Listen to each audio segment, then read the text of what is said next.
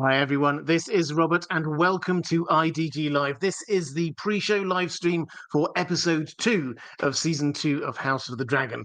I hope you all really enjoyed episode 1.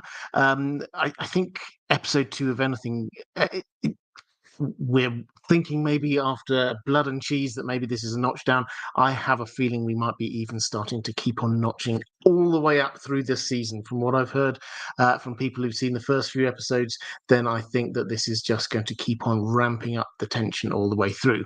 But what we'll do today is I had my usual live stream on Thursday, an open Q&A. What I thought we'd do today was focus very much in on the episode 1 itself to start with, look back at what happened in episode 1. If there's any final questions that we have about what happened there, let's just clear them up. And then let's look forward to episode 2. So as always, I've got a few questions from my patrons that I want to be getting through, and also some questions from the chat. I want to have as much time for that as I possibly can. A quick reminder, this is, like all of my pre-show live streams for House of the Dragon, this is a charity live stream. So all I'm asking is if you enjoy this live stream, if you have a little bit of spare money, this is in aid of International Rescue, which is a fantastic organization founded by Einstein, incidentally, aimed at helping out the people who need help the most, the displaced innocent people in war zones with natural disasters. First of all, going in, what do they need just at that particular moment? Is it medical supplies? Is it shelter? Is it food? And then going forward, what will help actually in a slightly more forward-looking way get people back on their feet. So I'm not going to give it a hard sell, but this is a charity stream, so if you are able, please be as generous as you can. This is for those watching on YouTube. If you're watching on X, I don't know how to make it a charity stream over there as well, but you're welcome to pop over here to YouTube just to donate. So that said, let's get into this. We'll do a sort of an overview first of what happened in episode 1. And we started at Winterfell. We started in the north, and there was a lot here that they crammed into just a few minutes. We had quite a few small law changes, it has to be said. The lottery that they had in Winterfell for at the beginning of every winter for people, members of the Winterfell household going up to the wall, that's new. That makes a lot of sense, but that is new. There were some tweaks about the wall being the place that Torrhen Stark bent the knee. That wasn't exactly the same as it happened in the books. Also, Jaehaerys and Alicent's dragons, we're told, refused to cross the wall. In the book, it was just Alicent's dragon. Jaehaerys wasn't there. Now, we could kind of talk our way around the the minutiae of is there, can we try and pull together these two? Is it possible that Jaehaerys came up a bit later and his dragon didn't cross? I think that's slightly missing the point. What we have got here is a situation where they had a cold open, pun intended, up at the wall. And they wanted, as best as they could, to be drawing the lines between the Stark's historic role, the Night's Watch historic role in defending the Seven Kingdoms against, and Westeros generally, against the threat of an attack from the north, and what we know as an audience for the show about Aegon's prophecy, about Aegon's dream, the dream of ice and fire that got passed down from Viserys to Rhaenyra. They wanted to do that in order to draw those links in our minds. They emphasized again and again the commitment of the Starks to the wall and also the link between the wall and the Targaryens. So that's what they were doing there. In terms of Cregan Stark, we saw him very briefly. He will have a bigger role in later seasons. Jaehaerys and he, we're told in the books, they got along really well. Here, they did seem to get along okay, but the main thing is that Cregan basically said, yeah, we care about protecting the Seven Kingdoms. Yep, we made a promise and we Stark stick by our word. So you have my support. And We also hear that he visited Jace. This is visited the Vale beforehand, and he managed to get the support of Jane Arryn in return for a promise of a dragon to protect the Vale. So, broadly speaking, what happened in the book happened here, but without a lot of the detail. Pardon me. They're also missing out House Manderley. He went to visit House Manderley in the book as well. But to say, broadly speaking, the end outcome, the Stark troops are coming down. There's going to be protection for the Vale in return for the House Arryn's support in the war.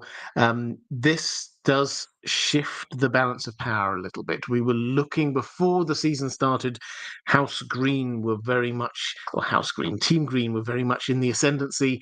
They had the power base in King's Landing. They had the king crowned, sitting on the Iron Throne, holding the sword Blackfire, crowned in front of everyone by, in the Faith of the Seven. He was the person who looked like king, and they had the treasury. They had a lot behind them. Team Black on the back foot to start with. They didn't have many declared allies. They had quite a lot of dragons, but that was largely it. So this is starting to tip the balance back towards House Black, but it's not all the way there. Yes, this is just the start. After that, we sort of head back. We get the news. Jace gets the news. His brother's died. He heads back down south. And after that, you could probably say that most of episode 1 was exploring the different reactions to Luke's death at the very end of season 1. How do people respond to this? Rhaenyra heads off searching for his body. She has to mourn, and she can't truly mourn until she's seen his body or evidence of what happened. Daemon seems to be a little bit frustrated by the fact that Rhaenyra's headed off. She's therefore, the War Council isn't agreeing anything. She's very much said, no, I'm in charge. I'm going to make the decisions, but she's not there making decisions. He wants to be going out there. He wants to be taking out Vhagar. He wants to be going to Harrenhal. He wants to do something, but he can't. One thing that does happen is that the blockade gets put in place. The blockade is House Velaryon have put a naval blockade across the Gullet, which is that body of water which feeds down into King's Landing. So they have prevented food and other provisions from getting into King's Landing. Now, this is a long-term thing. We get a few mentions of it here. This will have increasing impacts as the season goes on, I am sure. But here we already get our first kind of implication of this, which is they capture Messalina, who is escaping from King's Landing, presumably as a result of running scared after her house, her home base, got burned down. Now, she doesn't tell Daemon all of the background of that, why she decided to go, but she's on a boat out of King's Landing and gets caught. So that's where we kind of leave it until Rhaenyra returns.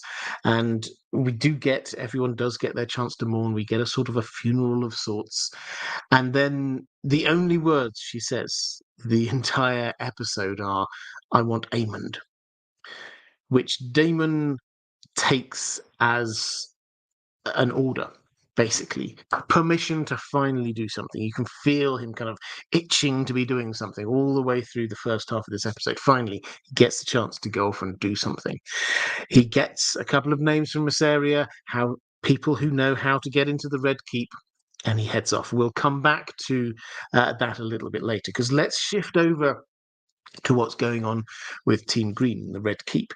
Now, we don't get to see the immediate reaction from everyone to Aemond returning and saying what happened. So, I mean, I was a bit disappointed by that. I really wanted to see, did he come in strutting around, sort of saying, "You'd never guess what I did"? What was Alicent's reaction immediately? What was Otto's reaction? We didn't get to see that, but we did get to hear about a few of the reactions. Alicent sent a letter of apology, basically, a letter of condolence saying, this wasn't the plan. I'm really sorry about this.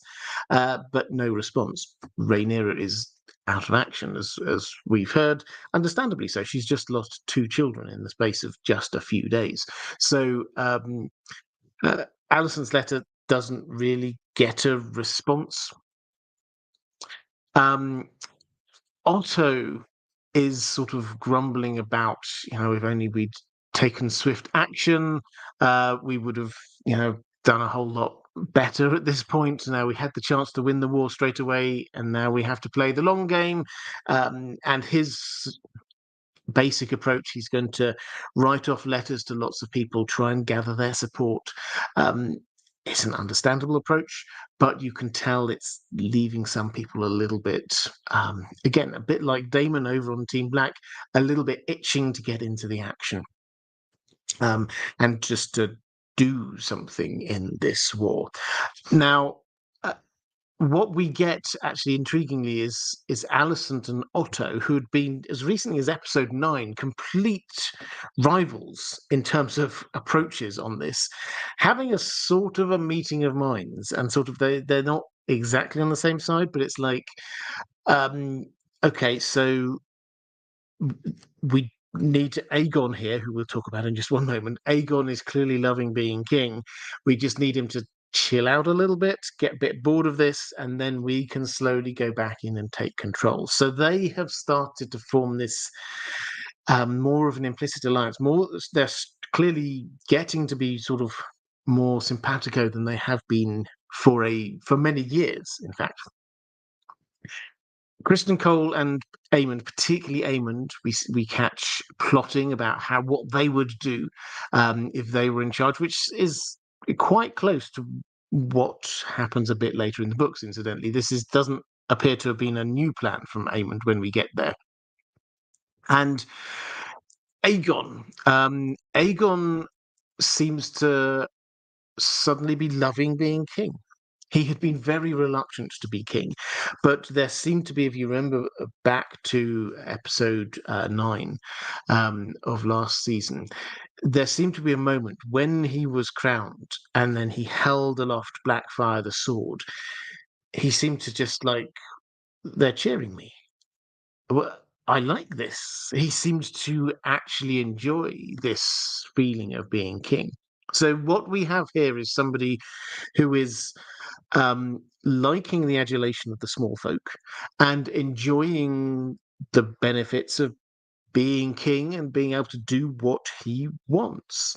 And part of that is he has people come to him asking for various things, and he wants to give them what they want. Otto, of course, is there being the wise head, saying, no, we can't do that. So he's a bit frustrated there. You get the rather amusing conversations about whether Aegon the Magnanimous is a good moniker for him. It's not. But also we see him a little bit later just hanging out with his friends, drinking beers on the Iron Throne. He seems to be enjoying this. And also,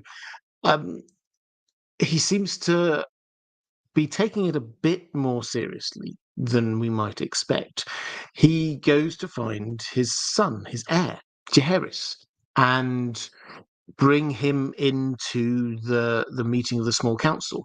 Now, this isn't just like a fun thing. This is a matter of what did not happen with him. It's noticeable that Viserys, his father, didn't seem to ever train him up to be the heir, and he's now deciding he wants to do that for his son. So that's sort of the good side of it. The bad side is that it's very apparent when he goes looking for Jaehaerys to take him there, he doesn't know what his routine is. He doesn't know where he is. He also seems to get confused between which of his twins is which for a little bit. And then when he does bring his son in there to the small council, he basically just uses him as a way to bully Tywin Lannister.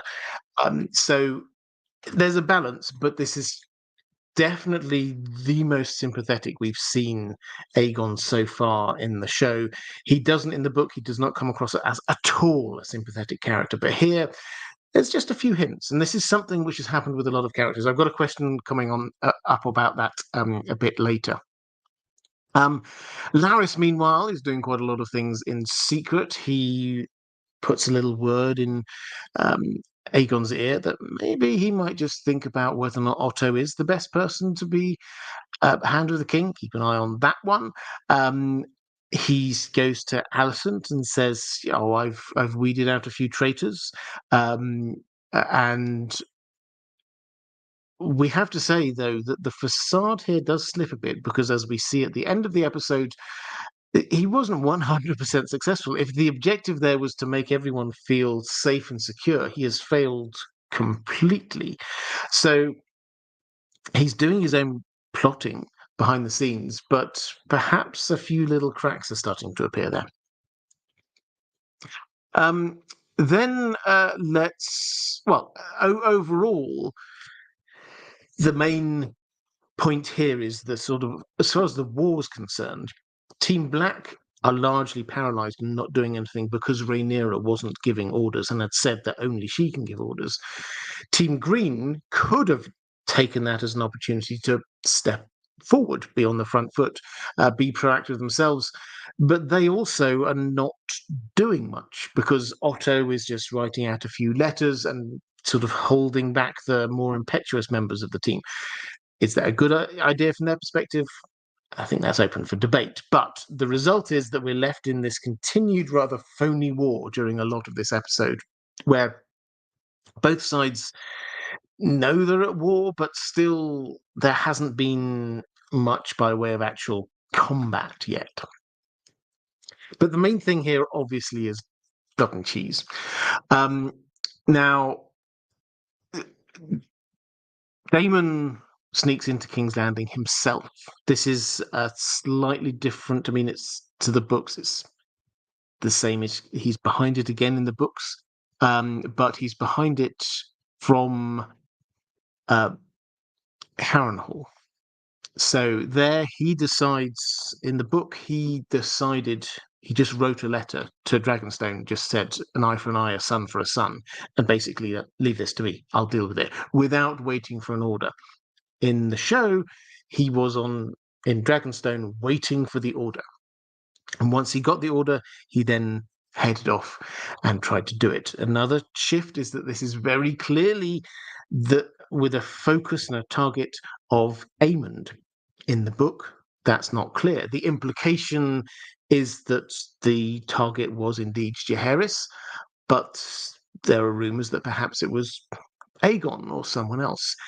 In the book, this was seemingly a lot better planned. They seemed to know the movements of the royal household. They seemed to have a plan for what they're going to do when they get there. Here on the show, it just seems a lot more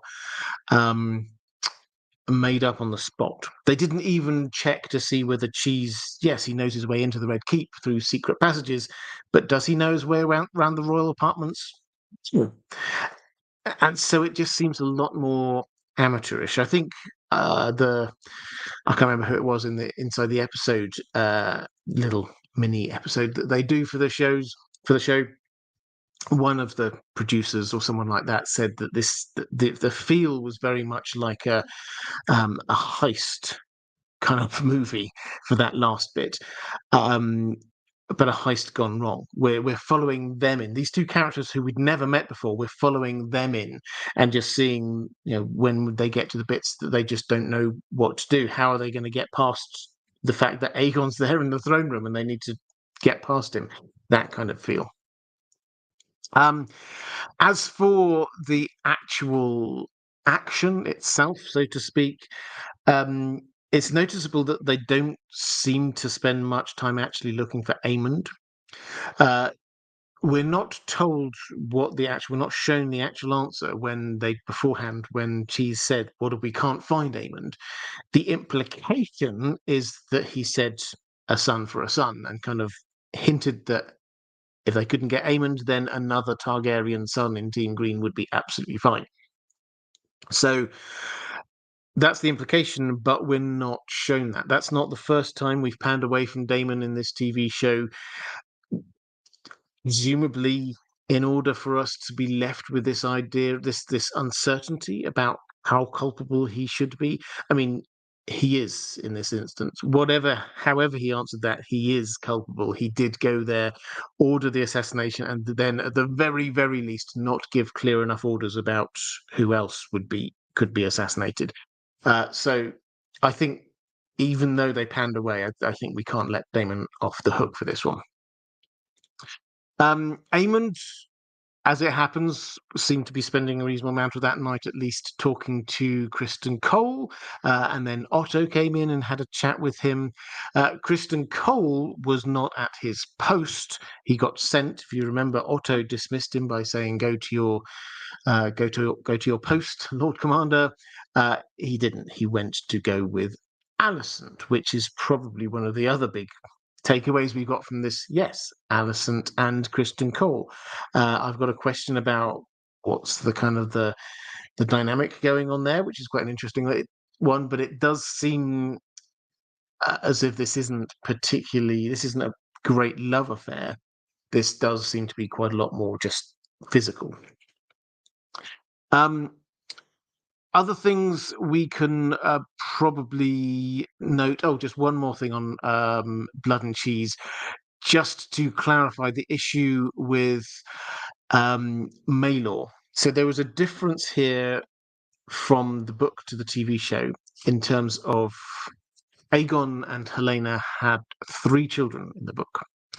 Jaehaera and Jaehaerys, the twins, and then a younger son called Maelor.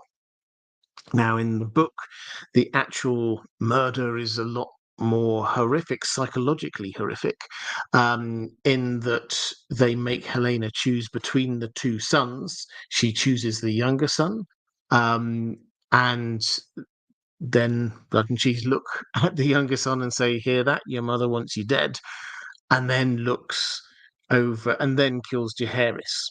So not only is Jaehaerys killed, Maelor carries on living knowing that his mother chose him.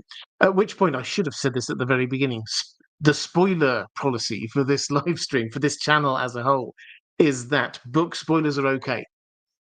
The books have been out for a long time, so we can say what happens in the books. Show spoilers are not okay. We're very happy to talk about what happened last week on the show. That's been out for a while now. You've had a chance to see it if you desperately want to see it. There will be no spoilers, even if the episode's leaked. Even if people have said stuff online, there will be no spoilers for what happens in the next episode. Book spoilers fine, show spoilers not okay. And obviously there is a little bit of a tension there, in as much as what happens in the book is probably what's going to happen on the TV show, but as we've seen, they have tweaked things a reasonable amount. The overall narrative has stayed the same, but they've tweaked quite a few details. So just because it happens in the book doesn't mean it's going to happen exactly the same way on the show. And Maelor, as an example of this, Maelor, it does not yet exist in this timeline, is what we've been told. Ryan Congle has said that. Basically, he said that the way that they had to do a bit of a time squash for the last 3 episodes of season 1 in order to get everything in and make those episodes work, they had less time for so Aegon and Helena had to be married for less time, so they didn't have time to have the twins and then another child. So Maelor does not yet exist on this timeline, which very, very strongly hints that he will appear at some point. So maybe Helena is already pregnant, maybe she will become pregnant, but I think we can expect to see Maelor appear. But it just meant that Maelor wasn't here for that episode with Blood and Cheese. Okay. Couple of other things to note. We saw Alan of Hull, who is very important in the story. He is going to be one of the dragon seeds in time. And in the book, although it's never 100% made clear, the implication is that he is Corlys Velarion's son. Now, they had quite an awkward conversation. I thought it was quite an awkward conversation, the two of them, in this. Um, but nothing was particularly confirmed. It felt very much like just introducing the character. We also had an introducing the character to a guy named Hugh, the Smith, who is almost certainly, because we've also seen him in the trailers, almost certainly Hugh Hammer, another one of the Dragon Seeds. So we've now seen two of the four Dragon Seeds. Interestingly, Hugh was in King's Landing, whereas in the book he first appears on Dragonstone. So, and in order to be a Dragon Seed, we'll have to end up on Dragonstone at some point in just a few episodes' time. So it'll be interesting to see how that kind of journey happens. Here, he's asking for a concession from the king in terms of better payment terms for smiths during the blockade, and Aegon gives it to him. So, I mean, if I had to guess, with no general information on this at all, the story was probably going to be he doesn't get them and therefore has to go somewhere else because he's not got the money or something along those lines. But we'll see where that goes. The other thing is the tapestry, the new title sequence, which got a lot of people talking. I had a lot of fun during the week just trying to decipher a few of the panels. I think as a community, I think we're most of the way there. At a very high level, what this is doing is showing Targaryen history from the very early days, the Valyria time, up to the story of the Targaryens in Westeros. And I think the implication is that as more of the story unfolds, more of the tapestry is going to happen. So we get the Great Council of 101, which happened at the very beginning of season one. Then we have the Green and the Black councils. We have Aegon on the throne. Expect some of the events of this season to work their way into the tapestry as they go along. So that's the sort of headline of what happened in season one, in episode one. In terms of looking forward to episode two, I think the things we can definitely say, Team Green are going to be absolutely livid about what happened with Blood and Cheese. Particularly people like Aegon. We know this from the books that he will. I think that we will see increasingly a divide within Team Green about different approaches to this. How will Otto react? Probably in a lot calmer way than someone like Aegon or Aemond. Helena, she's going to be traumatized by this. Certainly in the book, she's very traumatized by this and largely recedes from public view after this.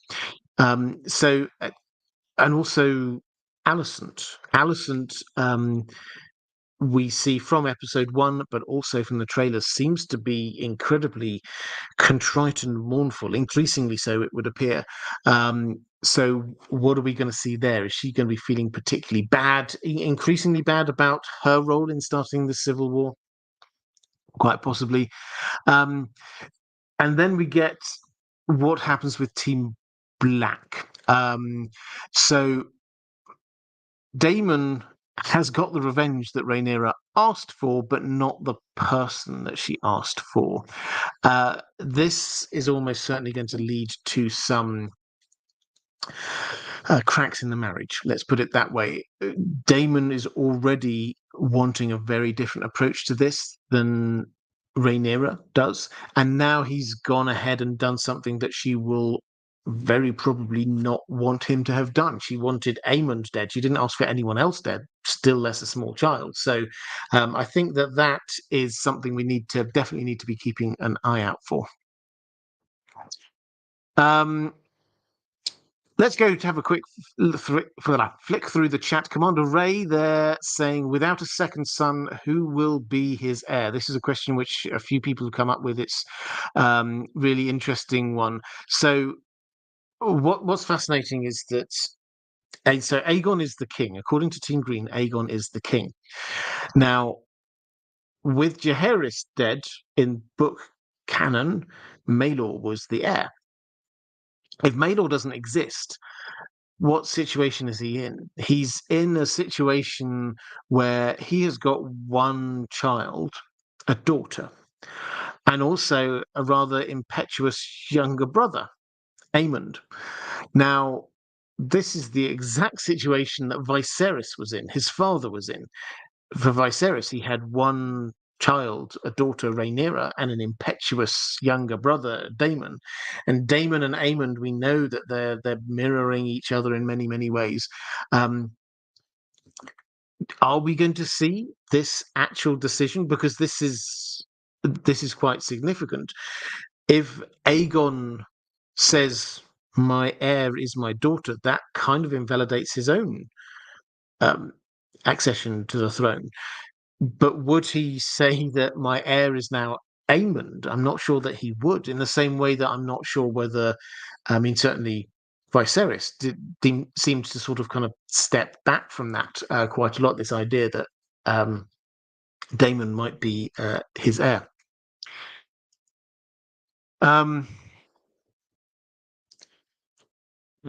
quick flick through the chat.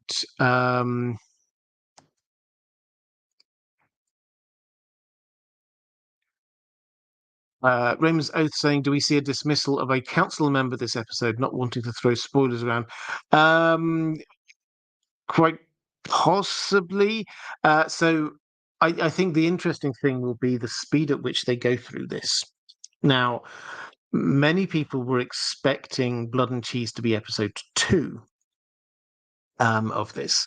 And obviously they put Blood and Cheese straight into episode 1. Episode 2, incidentally, is 70 something minutes long. This is a very long episode. So there's the potential for a lot of plot to be included in here. And I can't imagine it's just going to be chatting. So uh, something will happen. We've got the Cargill twins as a significant thing. We've got what happens with Otto as a significant thing that could happen, and there's the potential, I think, for extra stuff to be added in. They've already added in this Alicent and Kristen Cole issue. That could ramp up a little bit. So we've got a lot of things that could be dropped into this extra long episode 2.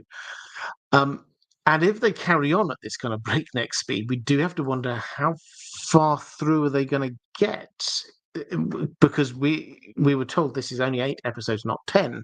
And so the concern was, oh, maybe they're going to be going through slower. Maybe they're going to take another series to finish it, because the original kind of speed that it looked like was this was 4 seasons, 1 season of build up, season 1, 3 seasons of the Dance of the Dragons, and they've kind of muttered a bit about whether or not they might go into season 5, and so the wonder was, are they going to slow things down a little bit?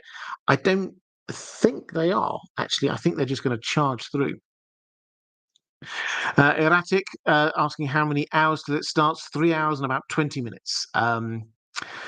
Raven's Oath saying Scared House of the Dragon will be only 3 seasons. I think they will stick to 4. I think the issue the issue is whether they do the stuff afterwards. Now, as in, are they going to head into the Regency? I don't think we're going to go straight into the Regency. I think we will end roughly with the Hour of the Wolf. I think we will end with Aegon III on the throne and a Regency set up.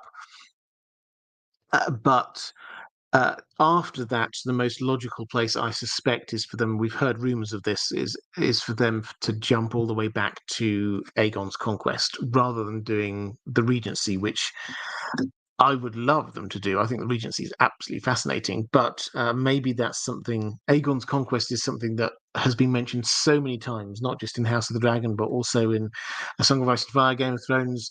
That is the one that seems most likely for them to be picking up next. Clash Ballerina, do I think that Gerard, one of the men that petitioned the king, will be the shepherd? Because of his sheep. Oh, this is interesting. I mean, I don't know, because this should the shepherd should appear next season. My best guess is that he will be introduced as a new character next season, so that he gets a full arc. So I think probably no. I think that they will introduce him, and so that we can see him rather than. Do you remember that random guy at the beginning of last season? Uh, I think they will. I mean, they might even go for like I wouldn't say a name actor, but you know the way that in Game of Thrones they would often wheel out a kind of venerable British actor to be doing an important role, um, and I think that would be the kind of thing that I think that they could say to somebody, star of stage, to say, "Hey, one season, really meaty role, very important that this is landed right. He has to be somebody with a lot of gravitas who could appear to be a leader of people." I think they will do a new casting for this one. Um, Michelle Rimo saying, tinfoil alert, the shepherd is a maester in disguise as part of the Grand Maester conspiracy. I mean, I've heard this. It's one of those ones that many people have suggested as possible. I'm very into this idea that the maesters were behind a lot of things, and the maesters being based in Old Town, along with the Faith of the Seven, at this point, are um, very much capable of it. Whether it's actually the case, I don't think that we will see it on the TV show. I think that's going to be one step. They've dropped subtle hints that maybe the Maesters have got a more important role, a bigger agenda, but nothing huge in House of the Dragon. And so I don't think at the moment we're going to see the Maesters uh, as a sort of Maester conspiracy confirmed in any way. Right, let's go. This is a reminder that this is a charity stream, so please do give generously if you are able. It's for victims of war and the most horrific natural disasters imaginable. So please do, if you are able, do check out the link. But let's go to some questions from my patrons. George R.R. Tolkien. Um, Saying or asking, do you think we will get any small scenes or flashbacks talking more about Cregan and Jace in Winterfell? Seems like a wasted opportunity if they don't show us anything at all. So I'll answer that bit first. I know you've got another bit of question I'll come on to. Uh, my instinct, based on everything that we've heard from the showrunner and directors, is that that's all we're going to see of the North for this season. Cregan will probably make a return for, if not next season, then in the season after. But in terms of this season, no, that's it, I'm afraid. Which means that all of those, and we were specifically told about the Sarah Snow rumours that we should not expect. Now, don't have high hopes for this, which turned out to be fair advice. So I don't think we're going to get anything there. My only thought is that perhaps we may end up getting some sort of conversation between Jason Rhaenyra about the North. Now, at some point, surely, we're going to see Rhaenyra talk to her son and heir about this prophecy, because her father talked to her when he was king. He talked to her when he named her his heir. Now she is, in her mind, in Team Black's mind, queen. It's her role to be telling her son and heir about this. So I think we see that, and I think perhaps in that moment we may get a bit of conversation which will refer back to what's happening in the north. Maybe they'll make a few links with what Cregan Stark was saying. As far as we're aware, Rhaenyra has never been to the north, so this may well be news to her. So I think we might have that conversation. I hope that includes the Pact of Ice and Fire.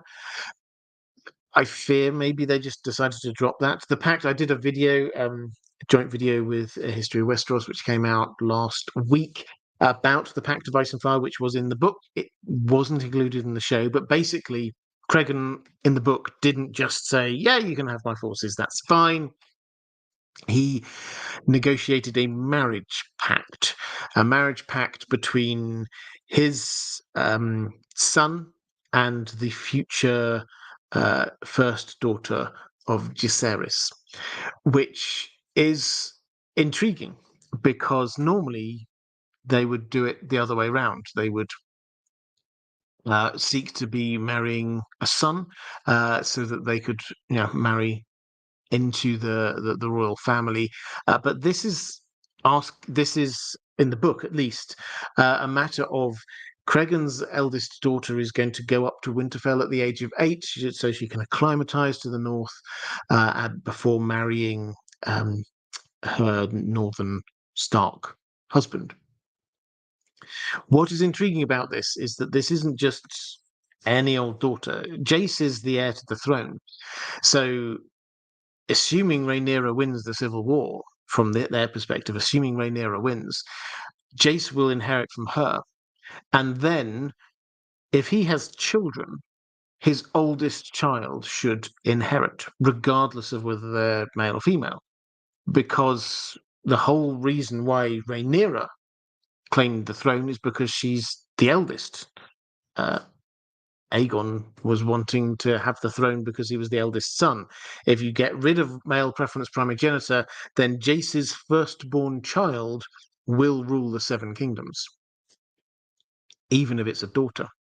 Which means that there's the Pact of Ice and Fire basically says there's a 50-50 chance that the next but one ruler of the Seven Kingdoms from the age of 8 is fostered in Winterfell, marries a Stark, and the Starks will therefore basically be ruling. Stark children will be ruling the Seven Kingdoms. This is massive. This is a huge deal. So they seem to have missed it out. It certainly wasn't there in the conversations in episode 1, and it may be that they missed it out completely. But the second part here was you were asking about a detail in Blood and Cheese. Right after they ask Helena which one is the boy, she takes a second and stares into nothing, then almost gets taken over for a split second and points without her even trying. Do you think she saw a vision of what they would do if she didn't tell them, or was she possibly having deja vu from dreaming about this happening before? Well, as many have noticed, she did seem to have some kind of visions about this. Certainly, you get everyone, I'm sure, picked up when she said, "I'm scared of the rats." It's the rat catchers who she's scared of. They had, if you zoom in again, you can see this in the kind of inside the episode featurette. She has a wall where she seems to have been scribbling down her visions, and there's a rat with a crown with a bloody dagger, so that she seems to have seen this in some way. Maybe even it might only be in a kind of sort of figurative way, and it does kind of make sense that when she's asked who the boy is, it's almost as if she's seen this happen already, and that's what she's almost, she's looking, she her arm raised, and then she kind of looks at her arm, it's like, oh, I just did that, as if she's just enacting what she's already seen. And I mean, there's definitely a dissociation going on there with her as well. But yeah, my instinct is that she was just acting through what she had already seen, which has a lot of implications going on for what she does later in the story.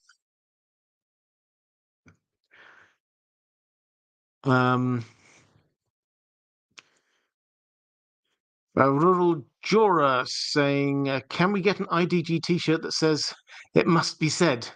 Do I say that a lot? This is one of those things that I I hadn't realised I said that lot. I'd buy it in every colour. Appreciate you so much. Well, thank you very much. I hugely appreciate that. Um, right. Let's go to a question. Agree Weirwood said, I think it was Joe that questioned whether the Rat King was Laris. Well, that's possible, but he's associated with different animals. Uh, Derry's read it before, saying, I think the most compelling proof that she's seen the event is the dreamlike way she offers her necklace. It's valuable, she says. Andrew Kay saying, I like how House of the Dragon is accurately portraying the Greens having more inner strife and turmoil due to competing ambitions and power struggles. Yeah, absolutely. I would agree with that. They're showing a lot more depth, particularly to the Team Green characters. In the book, if you've not read the book, it's great, first of all. I know some people weren't as fond of it as they were A Song of Ice and Fire. It's written as an in-world history book. I think it's fantastic.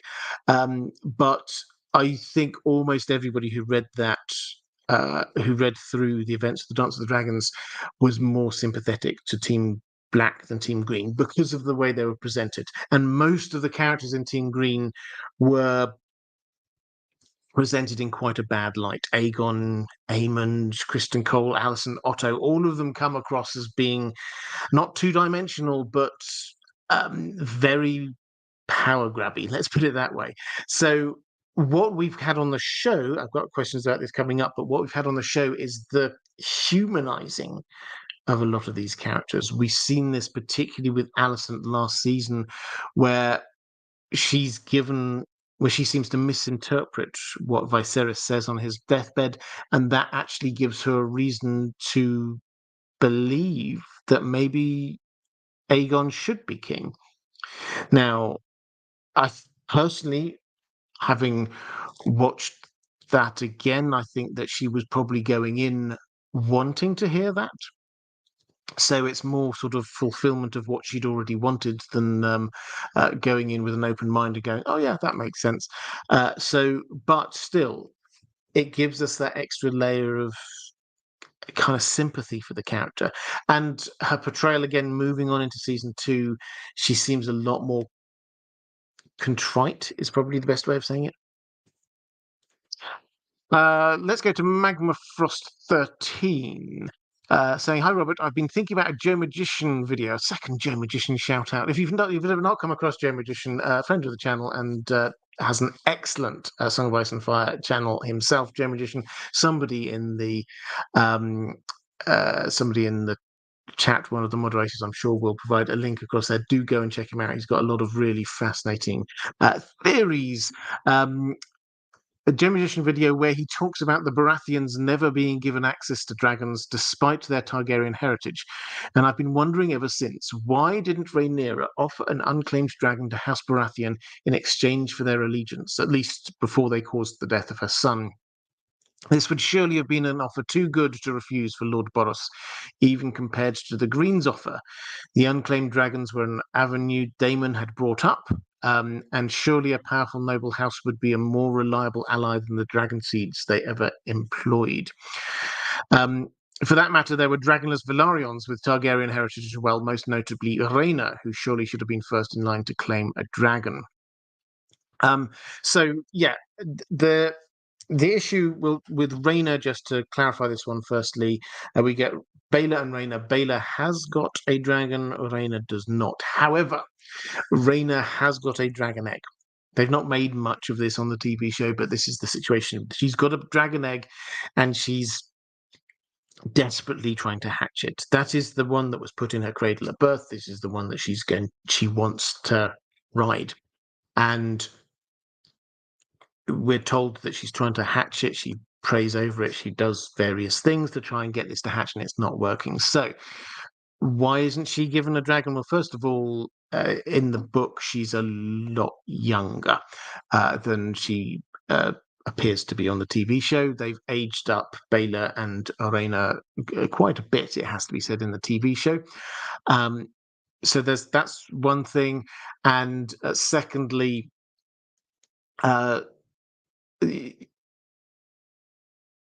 I'm actually missing. I think those are my 2 points. First of all, the aging up thing, and that's the sorry, and second guessing myself there.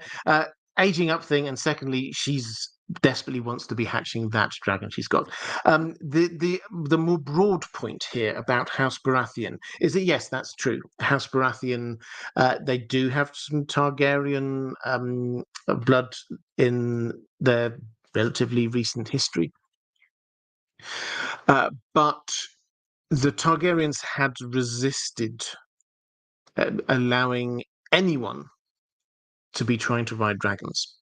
The dragon seeds, what happens with the dragon seeds, we kind of like, and for those who don't know, in the book, what happens is that the call goes out. If you think you're part Targaryen, want to try riding a dragon, we've got a few spare ones. That is massive, a huge shift for House Targaryen. This, for all the way through from the very beginning, from the Valyrian freehold, then only these 40 families could be riding dragons. The Targaryens, when they fled there, only they rode the dragons for the century they were on Dragonstone. Then for the century and a bit more after the invasion, only Targaryens. They allowed a few people who might technically have been called Velaryons, but a parent was a Targaryen. So like Lena and Laenor, yeah, technically they're Velaryons, but their mother was Rhaena, so that's a close enough link. And the House Velaryon were a Valyrian house, so they basically kept it in the family. The Baratheons, as close as they were not that close linked family. So that's why, and at this point they hadn't made the decision to expand this out. So that's why they didn't offer it to start with. The second reason was that there was a very clear instruction to Luke, who again was very young at the time. You're not there for negotiation. You're there to be presenting a message and bringing a message back. You're not there to be fighting. You're not there to be negotiating. You're just there to be passing on messages. But you're passing on a message as a Targaryen prince with a dragon, which they thought was the important point. So yeah, it kind of makes with the benefit of hindsight of what happened with the dragon seeds, some sense to maybe offer the Baratheons a dragon, but they had not made that policy decision yet. They had stuck for centuries with nobody else is allowed to ride our dragons. For them to do that at the drop of a hat, just at the very beginning of what some people were still hoping before the battle over Shipbreaker Bay, some people were still hoping maybe they could avert a war. Maybe that was possible. So, yeah, it was just a bit too early. Auntie Slayer saying, "Hi there. The show adding Kristen and Alison's romance is an interesting choice, and I see how they could make it work.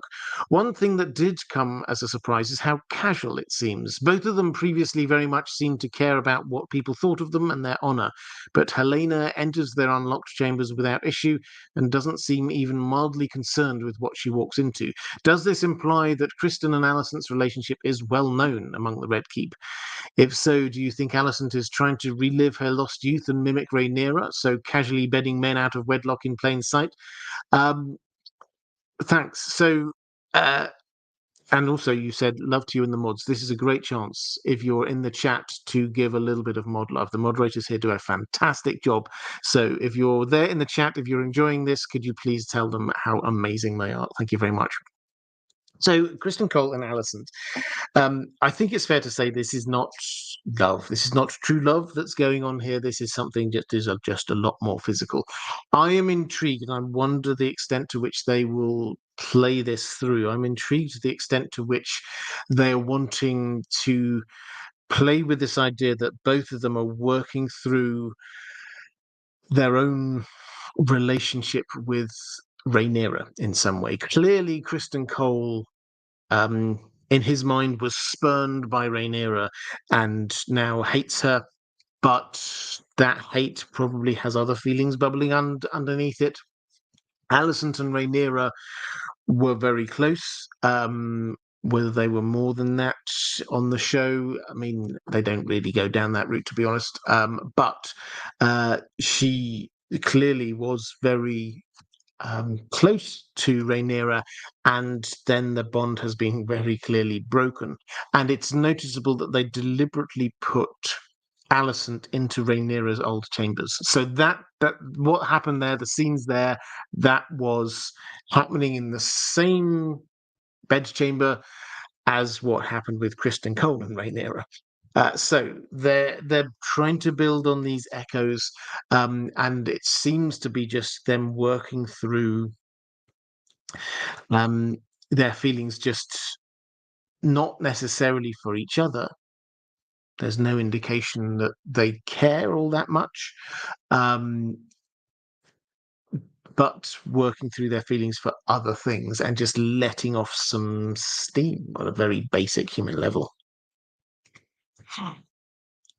Luis Torres in the chat. What UK time does it release? 2 o'clock in the morning. In the UK, that's 3 o'clock in the morning. Central European time, it's 9 p.m., 9 in the evening Eastern time in America. So we're talking 3 hours time. Let's get to a question from Ranambir Mitra, saying, "Good evening, Robert and Dan the dog. I hope you're doing well." Very well, thank you. My question picks up from Thursday's stream, where I asked about show versus book canon, and about the massive lore dump by the showrunners in the behind-the-scenes video for episode 1, showing a book with text reading that Daenerys claimed Balerion when he was no bigger than a horse. If you take Viserys's line to Rhaenyra that the idea that we control the dragons is an illusion, they are a power man should never have trifled with, and Daemon's songline that 2 heads to a third I sing, the price has been paid with blood magic. What do you feel is symbolic and lore-based? Is the symbolic and lore-based significance of a powerful dragon dreamer like Daenerys being the first rider of one of the largest and most powerful dragons in Westeros and world history? Yeah, so if you missed this, and it's absolutely fine to have missed this because this wasn't in the show, I think it was just in the behind-the-scenes episode. They showed this image of the book, which has text of that talks about Daenerys the Dreamer. Daenerys the Dreamer was the Targaryen way back in just before the Doom of Valyria. She had a dream that was Valyria is going to blow up. On her word, House Targaryen up sticks, left Old Valyria, went to Dragonstone. Old Valyria blew up. The Targaryens are left as the only ones alive with dragons. So that's kind of the headline of Daenerys the Dreamer. But we now get this information semi-canon, I think, as far as we can say from for the books, that she was the first rider of Balerion. We know that Balerion was alive during Valyria. So he was the last creature to know Valyria before it blew up. So the timing works, and also I quite like this imagery that she was the rider, which means a number of different things. But we have 5 known riders now for Balerion: Daenerys the Dreamer, Aegon the Conqueror, Maegor the Cruel, Aeria Targaryen, who, if you've read Fire and Blood, you will remember, as a child, jumped on top of Balerion. Balerion flew off to Old Valyria. Lots of George R. R. Martin horror story stuff emerges after that. And then, very briefly, Viserys the First, also was the last rider of Balerion. Now, what links them? Well, 3 of them we know are dragon dreamers: Daenerys, Aegon, and Viserys. And they 3 of them have links across to Old Valyria in the same way. Daenerys had the dream about the doom of Valyria.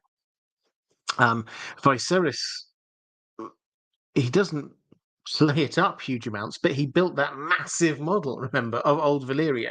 He clearly was a student of old Valyria. And Arya climbed on top of the dragon which flew to old Valyria. So there seems to clearly be some kind of dragon dreamy old Valyria link going on here. One thing we haven't fully explored in dragon lore, we're still trying to understand how this dragon link works, is what gets passed down in terms of the bond. Is there a connection between one dragon riding bond and the next? We don't know. But this, I think, is perhaps more kind of hints that this might be the case in some way. It certainly works that Arya might have been some kind of dragon dreamer. Maegor, I mean, who knows with Maegor, but what was going on in his head was he was absolutely obsessed with not just gaining power for himself, but being a strong ruler over the Seven Kingdoms, because he felt that his half brother had not been, and now is his chance to do that. That certainly seems to imply that there's an understanding of Aegon's prophecy there. So there is a kind of a subtle thread linking these. Whether Balerion is the thread here, I don't know. George R. R. Martin, when he was talking about Aegon's prophecy, did kind of talk.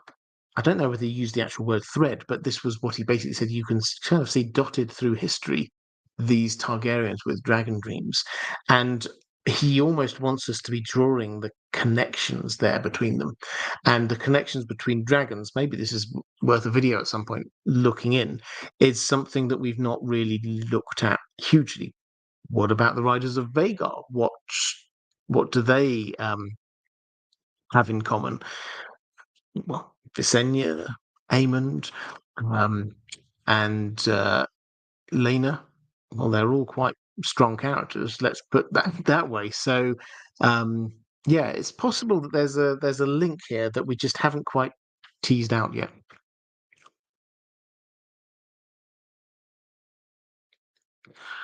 Um,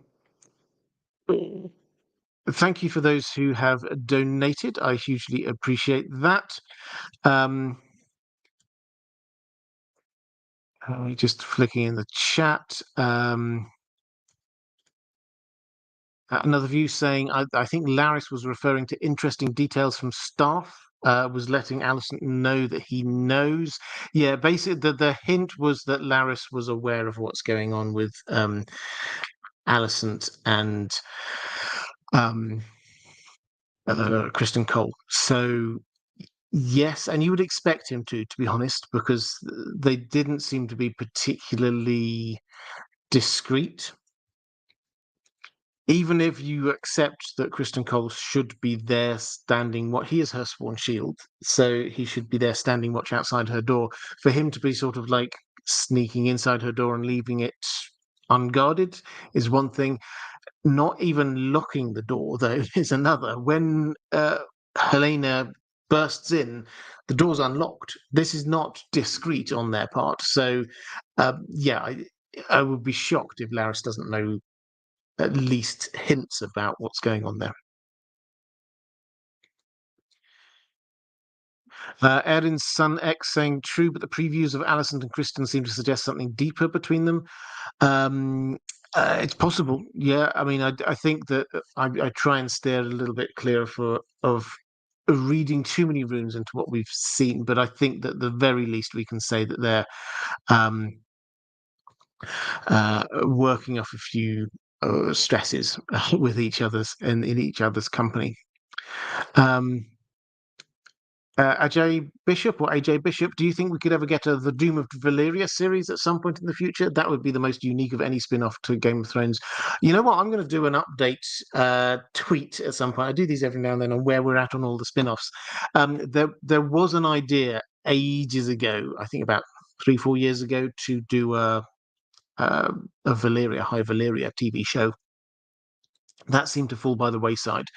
But amongst all of the other spin-offs that are in various stages of development, there's at least one still that hasn't been confirmed, an animated idea that hasn't been confirmed that is potentially still out there.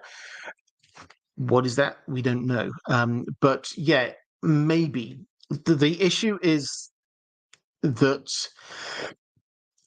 from what we've seen of HBO's approach is that maybe because they feel free to interpret this in your own way, maybe because they saw what happened with Game of Thrones season 8 and earlier seasons, they and also what happened with the pilot spin-off that we just had the pilot for and we didn't see anything else. They went for what we could call the safe options.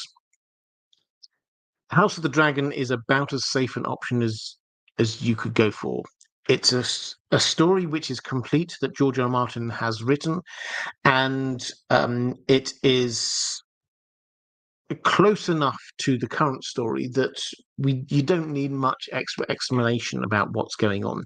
There's still King's Landing. There's still we saw Winterfell. The Lannisters are still there. The Baratheons are still there. We know about House Targaryen. We know about the dragons.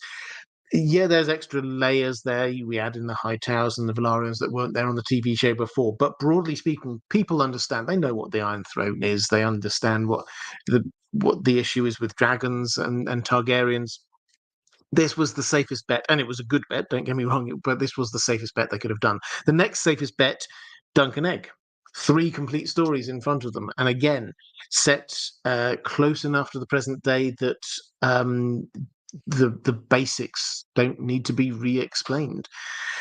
What's the next most obvious place for them to go? I think the next most obvious place for them to go is Aegon's invasion. Again, completed story. Again, lots of references to this, so people vaguely understand already the amount of times that Aegon the Conqueror is name-checked in House of the Dragon and in Game of Thrones is massive. People already have got this kind of vague idea. The other things which have not yet been greenlit are linked by the fact that they're in the wider world of A Song of Ice and Fire. They're there's much less material that they could be working on. So, for example, the 9 Voyages of Corlys Velaryon, fantastic idea. I love the idea of doing this. It feels like it could be a great Sinbad-y kind of adventure. You could have a different season each time on a different voyage. They could go off, explore different parts of the world. We don't have anything more than about half a page on those voyages, to be honest. We don't know where he went on most of them. We're only told where he went on 3 or 4 of them. So this is all completely new. And most of the places that we're going to, we've never been to before. What do the Sunset Isles look like? Well, have a look in the world of Ice and Fire. Yeah, there's only a couple of pages there on that. So that requires the greatest amount of new world building. Old Valyria would require a huge amount of new world building as well as heavy lore. So that, I think, probably frightened the horses a little bit. They thought, okay, well, maybe we will at some point, but that's not for now.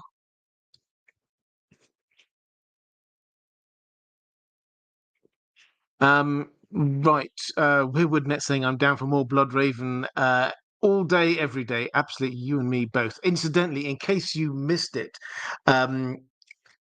the interview with that History of Westeros did with Ryan Condal, the showrunner of House of the Dragon, he was asked who his favorite Targaryen is. It's only Bloodraven. Of course, it's Bloodraven. So he is one of us. Never doubt that. And if I ever do meet him, I will present him with a "When in Doubt, Blame Bloodraven" t-shirt. Do not worry about that. Right, let's have a look at a question from Kayla Pierce. Hello, Robert. Hi there. I've been thinking about the necklace Helena had taken in the last episode. Do we know the origins of this necklace? or why, or if it holds value, aside from the monetary value any jewelry would have. Do you think it will come up again? Um, I think the answer is no to all of this. I'm very happy if someone in the chat has done a load of research, and this is where some complete random shout out. Costume CO is fantastic. Um, YouTube channel doing breakdowns of costumes, not just like how you make the costumes in different TV shows, but also what the symbolism, or what do they mean? Why did they choose to make it character wear these kinds of clothes? This is the kind of thing that Heidi there would be perfect for. And if you're interested in that, please do go and check out her channel. I'm sure someone put a link in the chat. But as far as I'm aware, we haven't had any particular confirmation that this is a special necklace. It's just she's rich, she's in the 1%, she is the queen of the realm. Let's not forget at this point, her husband is the king, and she's wearing an expensive necklace. And so can she bribe them? No, she can't. That's pretty much, and it seemed like quite a half-hearted attempt to almost like put off the inevitable. But yeah, so I don't think we do. I mean, I wish we did, and I'm very happy if in the chat. I'll have a quick flick to the chat. No, I don't think we've got. Okay, I can't see anyone saying that we've got anything there particular on that. But I will have a quick flick back to the chat in a moment. Martin S. Hi there, Martin. Saying, I'm rewatching House of the Dragon season 1 to refresh my memory a little bit. Corlys Velaryon wanted his and Rhaenys Targaryen's daughter, that's Lena, to be married off to Viserys. And hypothetical situation here. If that had happened, is it not possible that Lena would have borne Viserys a son or two? And if that had happened, could there not still have been a succession war between Rhaenyra and the hypothetical grandson of Corlys and Rhaenys? So, yes, it's all very hypothetical, but they did try to marry off. You'll remember it because on the TV show, they kept a lot of the characters they kind of aged up. They aged down Lena in that a few years. It was still she was still inappropriately too young, but on the TV show they made her look very young, and Viserys understandably said no, and quite rightly said no. But what would have happened if they had got engaged and in due course they got married and she'd had children? Well, I think you're entirely right. The situation would have been the same, but with different personnel. The idea of bringing these two sides of the family together was a good and strong one, but it would perhaps have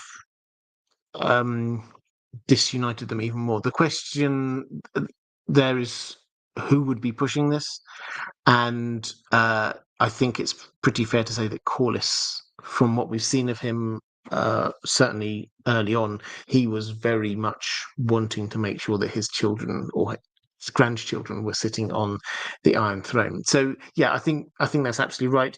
This is one of those things, and it's a thing I say a lot, but is true. Targaryens have succession crises almost every generation. The fact that this one happened between Alicent and Rhaenyra, Aegon and Rhaenyra, is interesting. But if it hadn't been them, it would have been somebody else. If it hadn't been Alicent marrying, then somebody else would have married Viserys and had a son, and they would probably have tried to claim the crown. It's just how the Targaryens seem to be.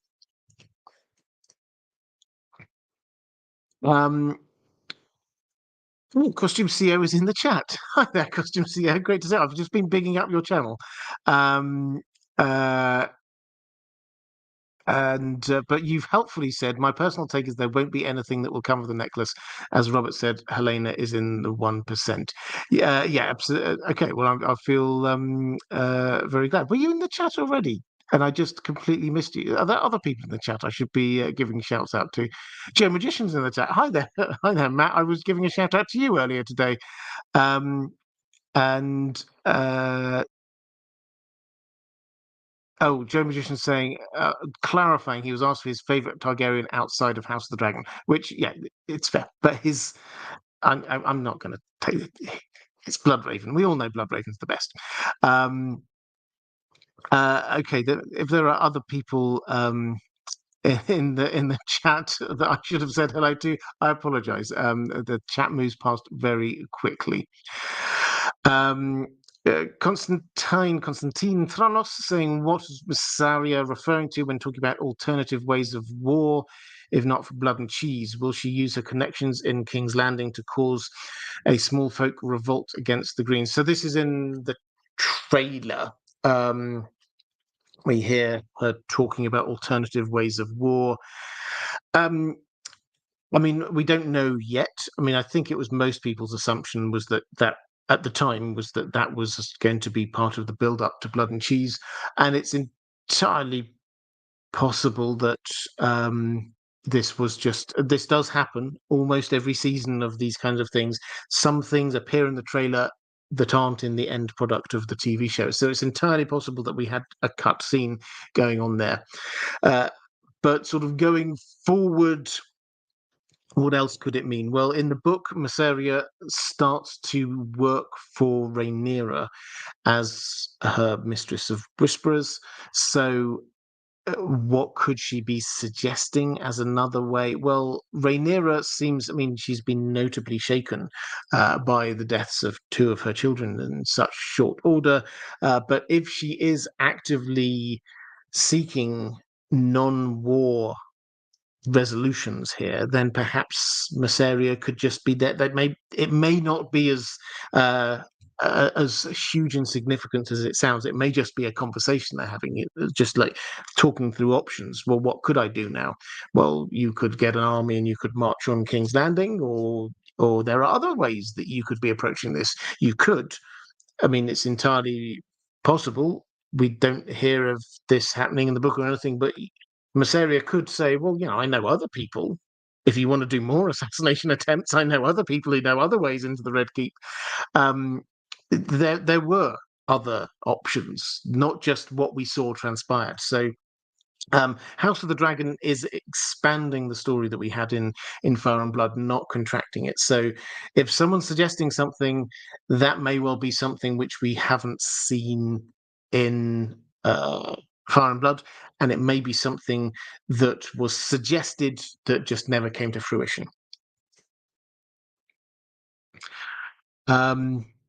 Custom CEO saying, hi, I was watching you on Twitter. Well, a shout out to anyone who's watching me on Twitter. As I say, I haven't figured out how to deal with chat, even if there is a chat over there. I'm really not up to speed with this. I am simulcasting though. So hi, I see you, I know you're there, and I hugely appreciate you watching.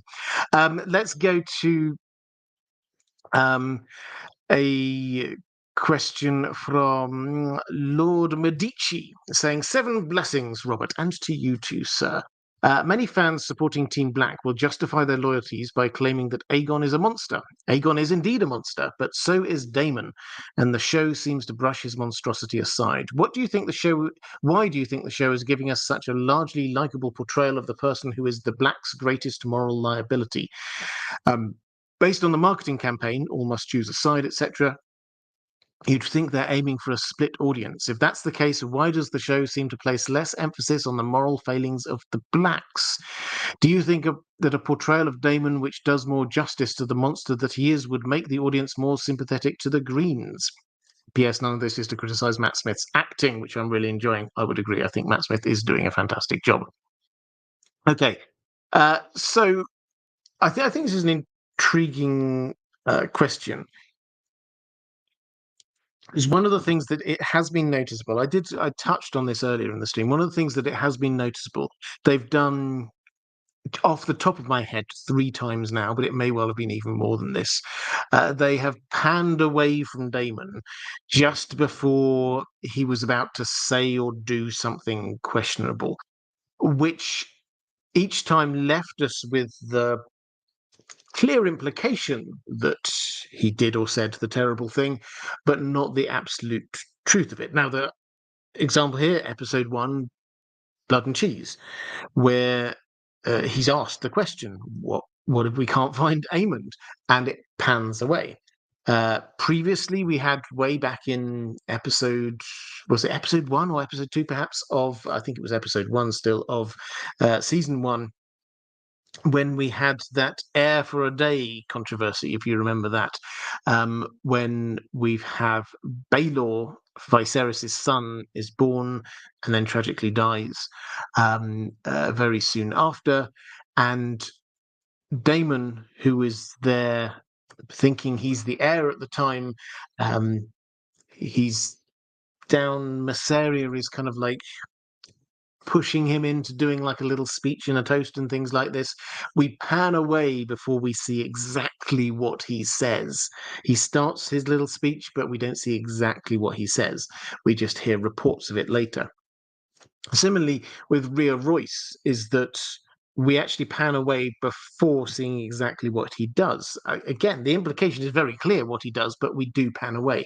Now, that has to, once this has happened 3 times in 11 episodes, it has to be an artistic choice here that we are. I think I'm giving credit to the showrunners and directors that this is a bit of a nod to the way that Fire and Blood is written. In that Fire and Blood, we, the reader, are allowed to, in fact, encouraged to decide exactly what happened. We're given the facts, we're given different people's interpretations and stories, and we are then encouraged to be deciding for ourselves what happened. I think perhaps there's a little element of that going on here, but also there is definitely with Daemon more humanizing aspect to this. Matt Smith talked around season 1 when that came out. He talked about how the main motivating factor for him was his love for Rhaenyra and Viserys. That was his kind of Achilles heel.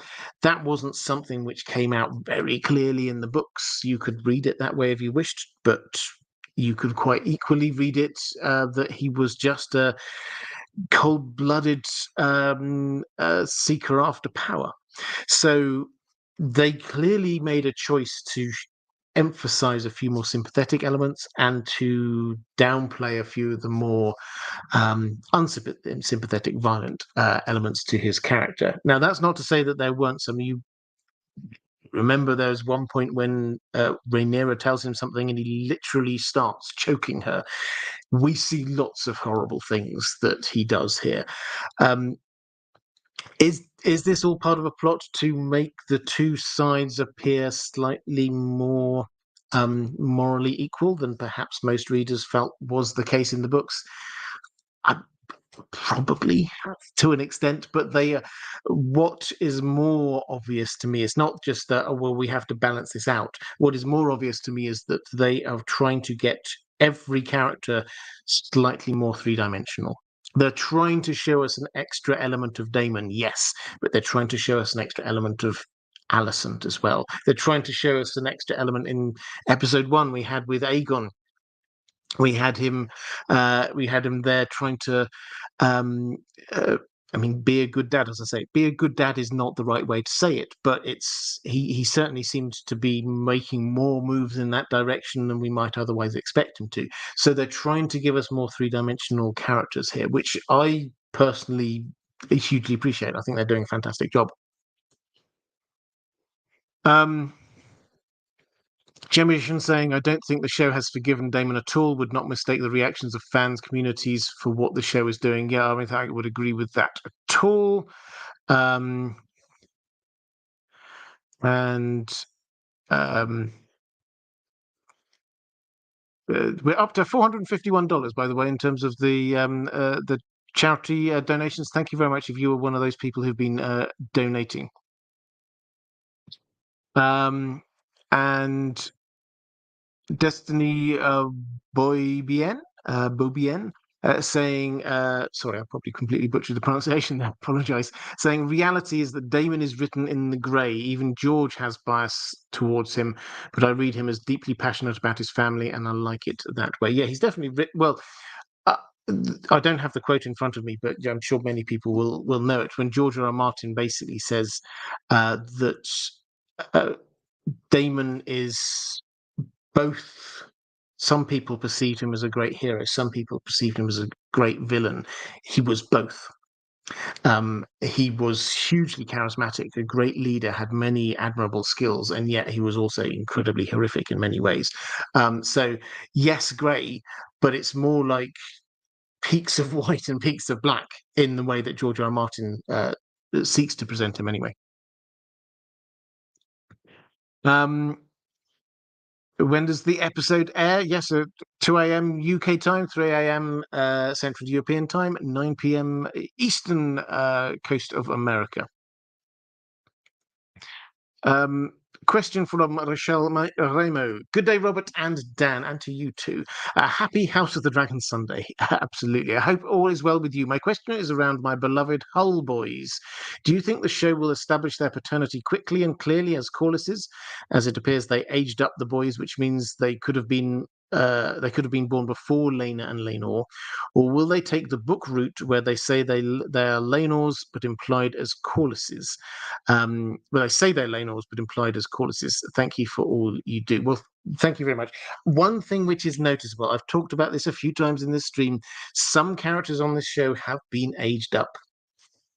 And from what we've seen of Alan and also Adam from trailers and the like, those characters have been aged up significantly to what, to my eye, looks roughly the same kind of age as Lenore.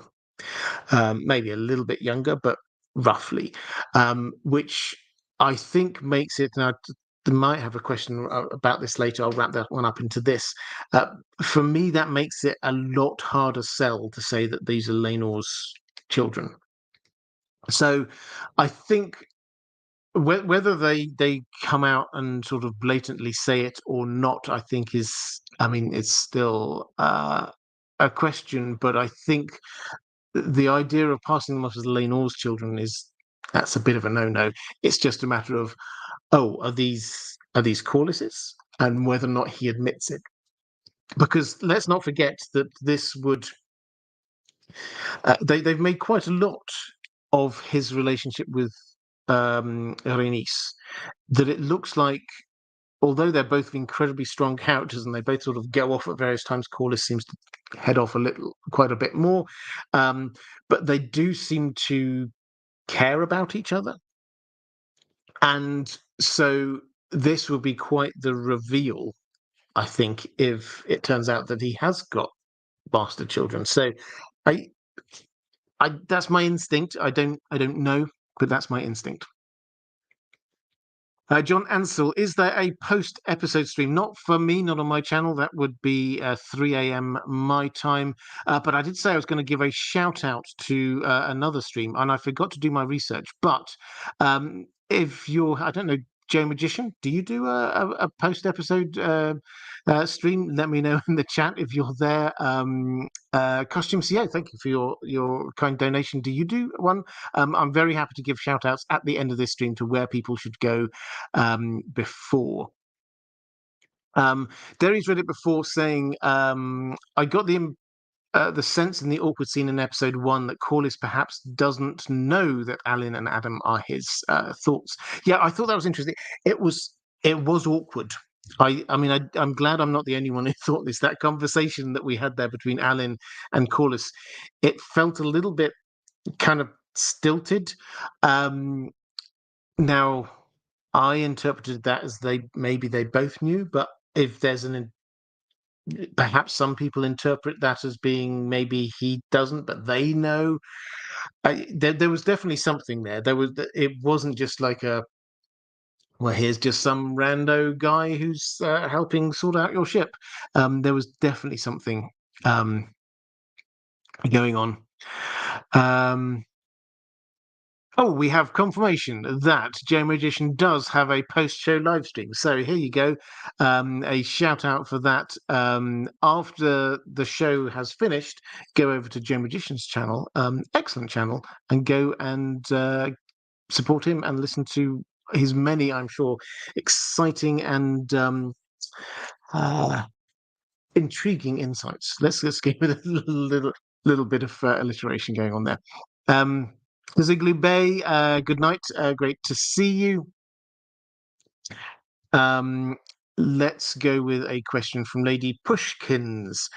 Hello, Robert. It's going to be a heartbreaking episode again. It may well be. Is there any question about Helena's children's paternity? And if so, how, if at all, do you think this will affect things? Well, for those who are wondering about this, this is a kind of a rumor that was kind of swirling-ish in the air from book readers and came out a lot more with season one. This idea that maybe Helena's children are not Aegon's, because he doesn't seem to spend huge amounts of time around her, but they are Aemond's, because he seems to take more of an interest in her.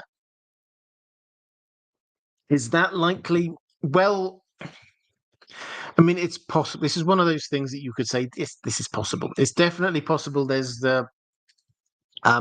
nothing to say that it's definitely not the case, but I think we have to be honest to say all the hints are no. You remember there was that rather awkward moment when they were having that happy family feast in episode 8, and then Helena was just giving her wise words about marriage, and marriage to Aegon. That certainly seems to hint that he wasn't perhaps a stranger, as much a stranger to her as he might have first appeared. Secondly, would Aegon have done that? Well, maybe. He seems like the character, but there's no, other than him saying, yeah, if I'd been told I had to marry her, then I would. There's nothing extra where we don't see any kind of hidden glances. We don't see him paying particular attention to the children. So I don't think that there's anything there. They could go with this, but I don't think we've seen anything in the book or on the TV show that suggests that this is looking likely. Terra Incognita says, "Can Helena be Aemon's one soft spot without it being an affair, please?" Yeah, quite possibly.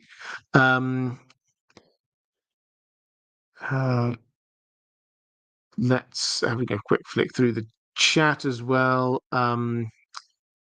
Just saying they aged him up. This is Alan of Hull, but they probably did that for Rhaenys's sake. Yeah, quite possibly.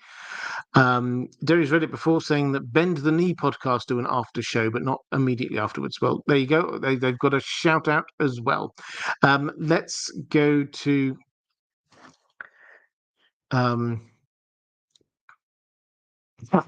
Magma Frost 13 saying, "Do you think that Alan got aged up by quite a bit? He doesn't look anywhere near as young to me as he is in the books. But on the other hand, he's a sailor, and that job ain't kind on the skin." Well, it's not, no. But I think he does seem to be aged up. Let's put it that way.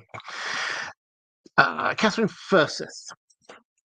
Hi, Robert. I really enjoyed how episode 1 of season 2 put effort into making the characters even more grey. In particular, it was fun watching Aegon II attempting a sincere effort into being a good king and father.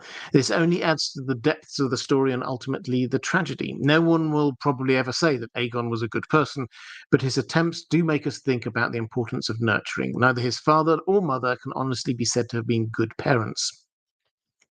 Likewise, the rough prince himself, Daemon, seems to project almost a kindness or softness towards Rhaenyra when she returns to Dragonstone, making us believe that ordering blood and cheese is an honest attempt at making her happy. What is your take on the characterization so far of these and others compared to the books?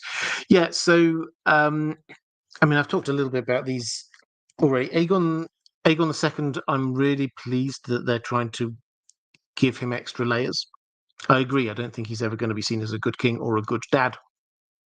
But his I think we're almost invited when he was sat there on the Iron Throne, and like the first of all, the guy came and gave the sub story about his flock, and Aegon was wanting to help him out.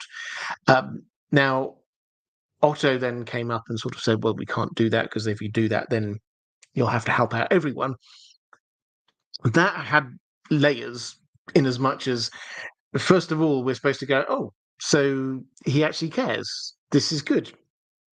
Then we're supposed to go, "Oh, does he actually care, or does he just care about how people think about him?"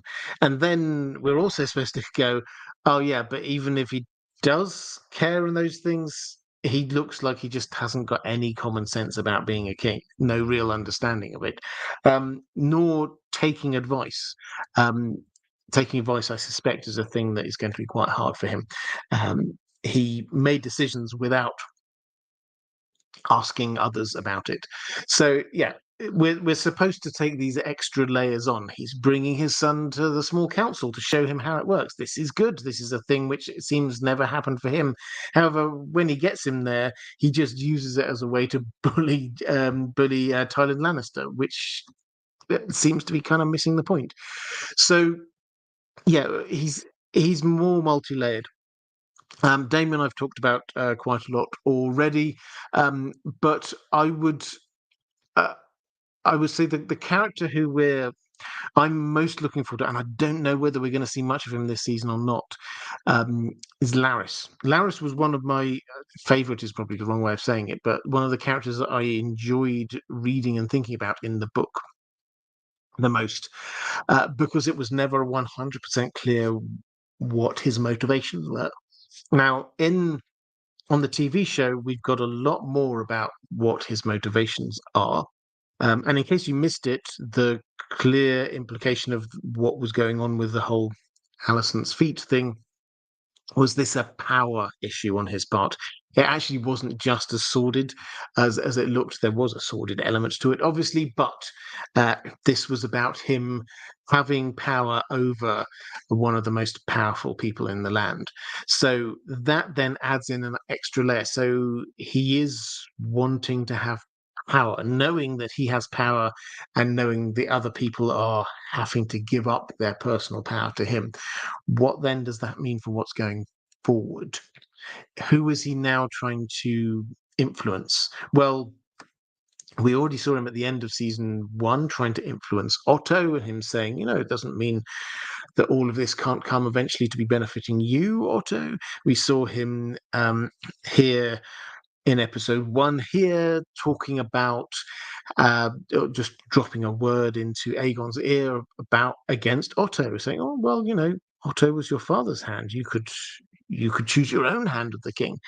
So he seems now to be kind of trying to ingratiate himself in with the next generation, so to speak. So is he just going to use the same kind of playbook?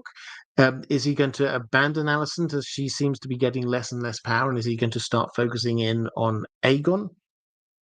I don't know. I will find that absolutely fascinating, and whether or not this is just about power for him, or whether it turns out that there is another level to him.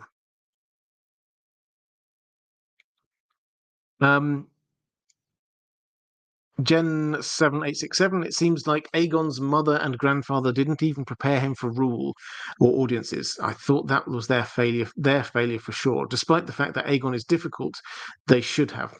Yeah, this is the more you look at this, you say, well, Otto, obviously he was thinking, he had prepared. We learned this. He had prepared for this coup attempt.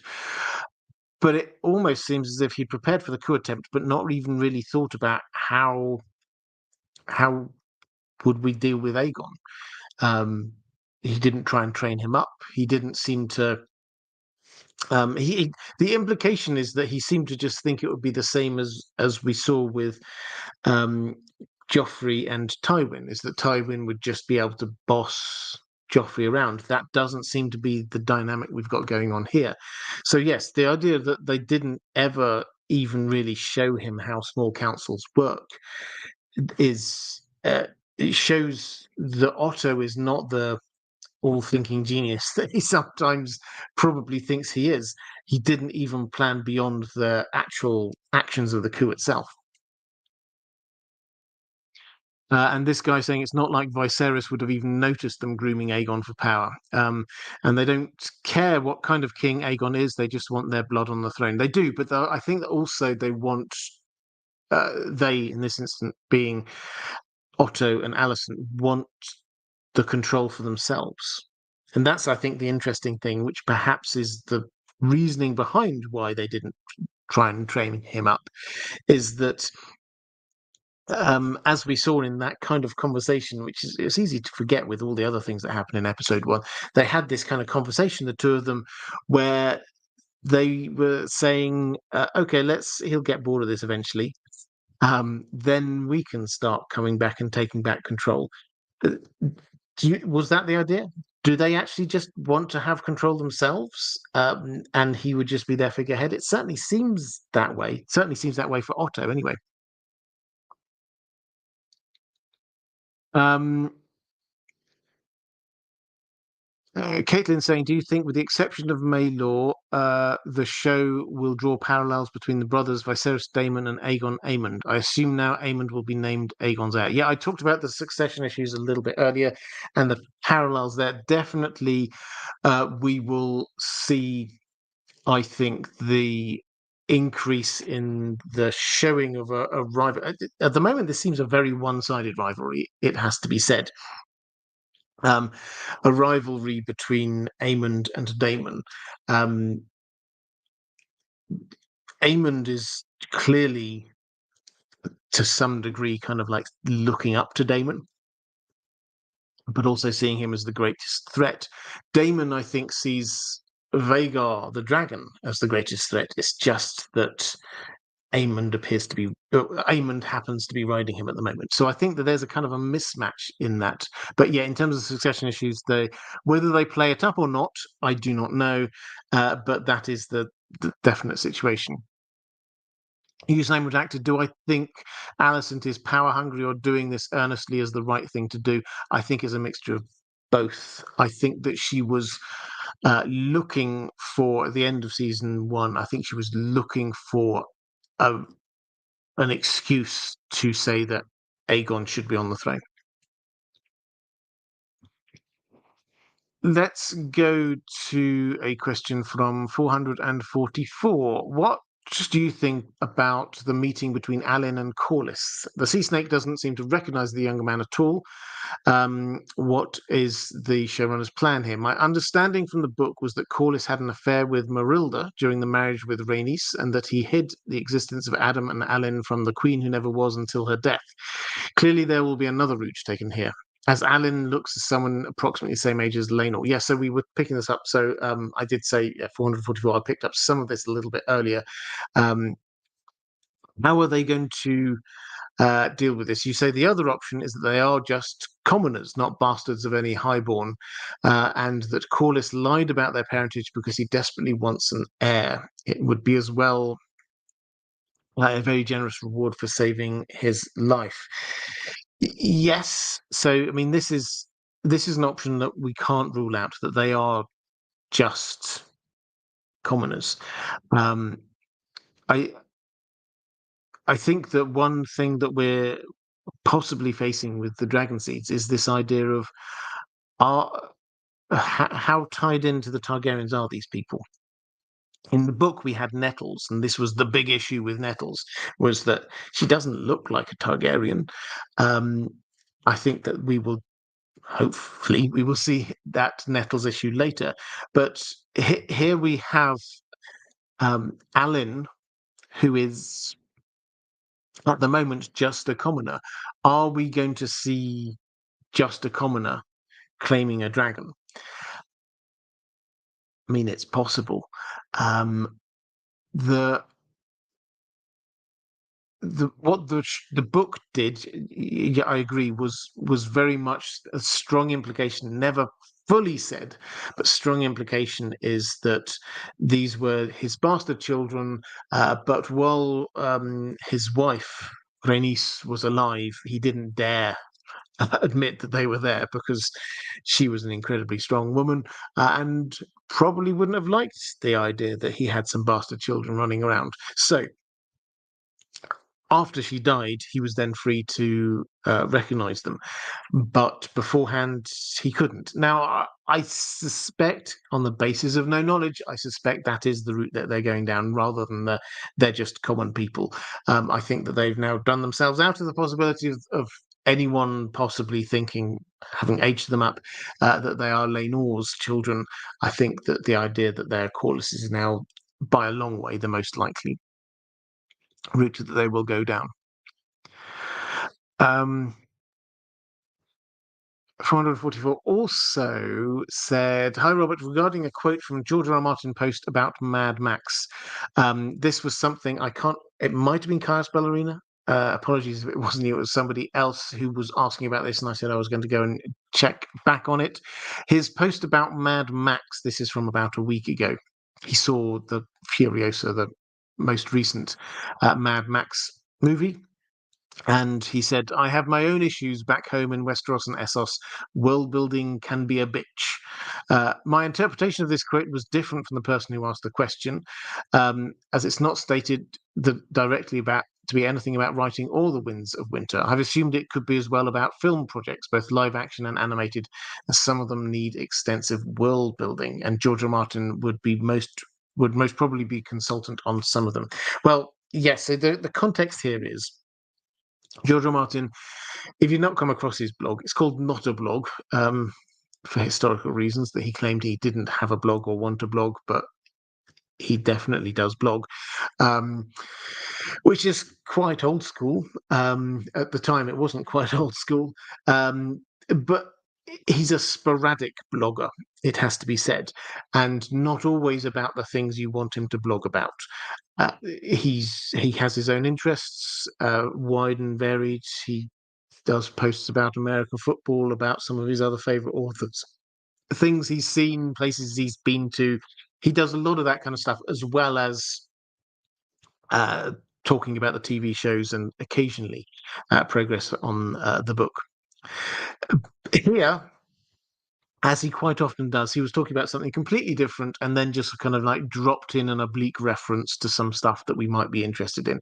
So he said that blog post, to save you the time of reading it if you do not wish to, but hey, go read George R. R. Martin's blog posts, they're good. He said he loved Furiosa, but he found himself wanting to know more about other parts of this world, because basically the Mad Max world, for those, I've watched a couple of the films. I wouldn't call myself an aficionado. They are good, though. They're sort of set in the Australian outback. And he was saying, I started wondering what stories there might be in this world, in the cities, in other places. I think wondering, might there be even better stories going on over there? And then he just sort of basically says, but obviously from in world, a particular character can't be involved over there, so we won't see that. But then he says, but all of that's an issue for them. That's not my issue. That's their issue to be resolving if they wish to be going down that route. And then he says these things. He says, I have my own issues back home in Westeros and Essos. Now, what's he talking about? I feel this is just one of those things where we can overinterpret it. I don't think he's talking specifically about one specific thing. He's talking about world building.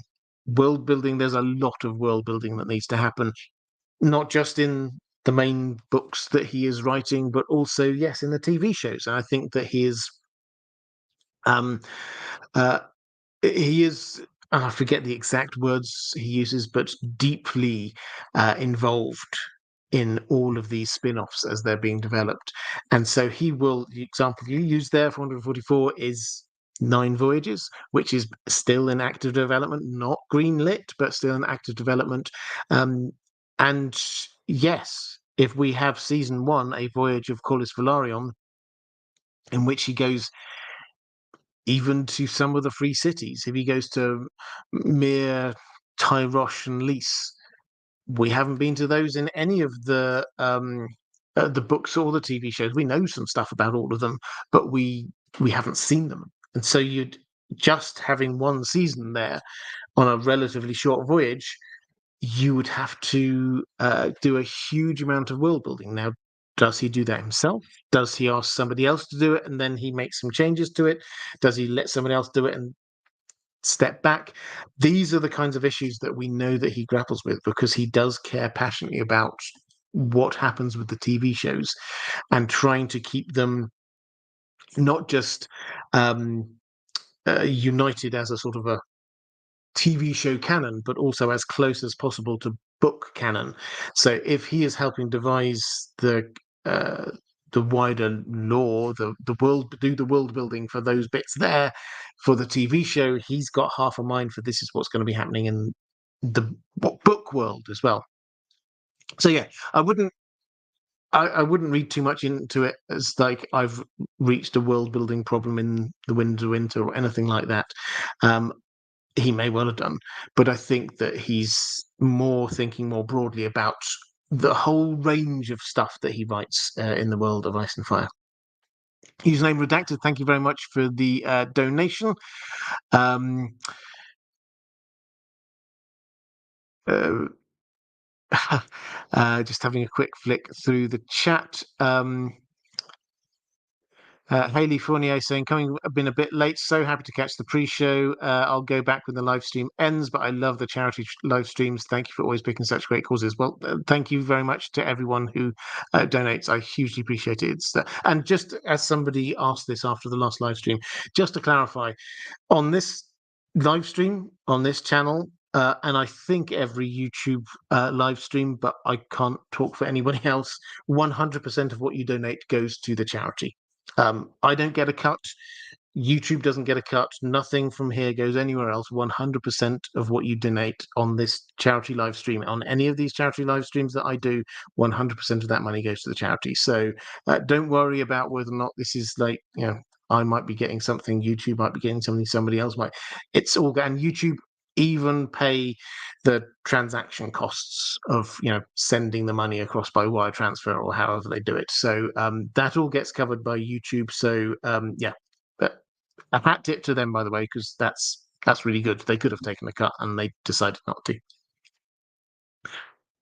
Emma Shaman saying, "Hi Robert, we've finally seen Blood and Cheese, and it was as harrowing as I hoped it would be, though with a few slight but significant changes.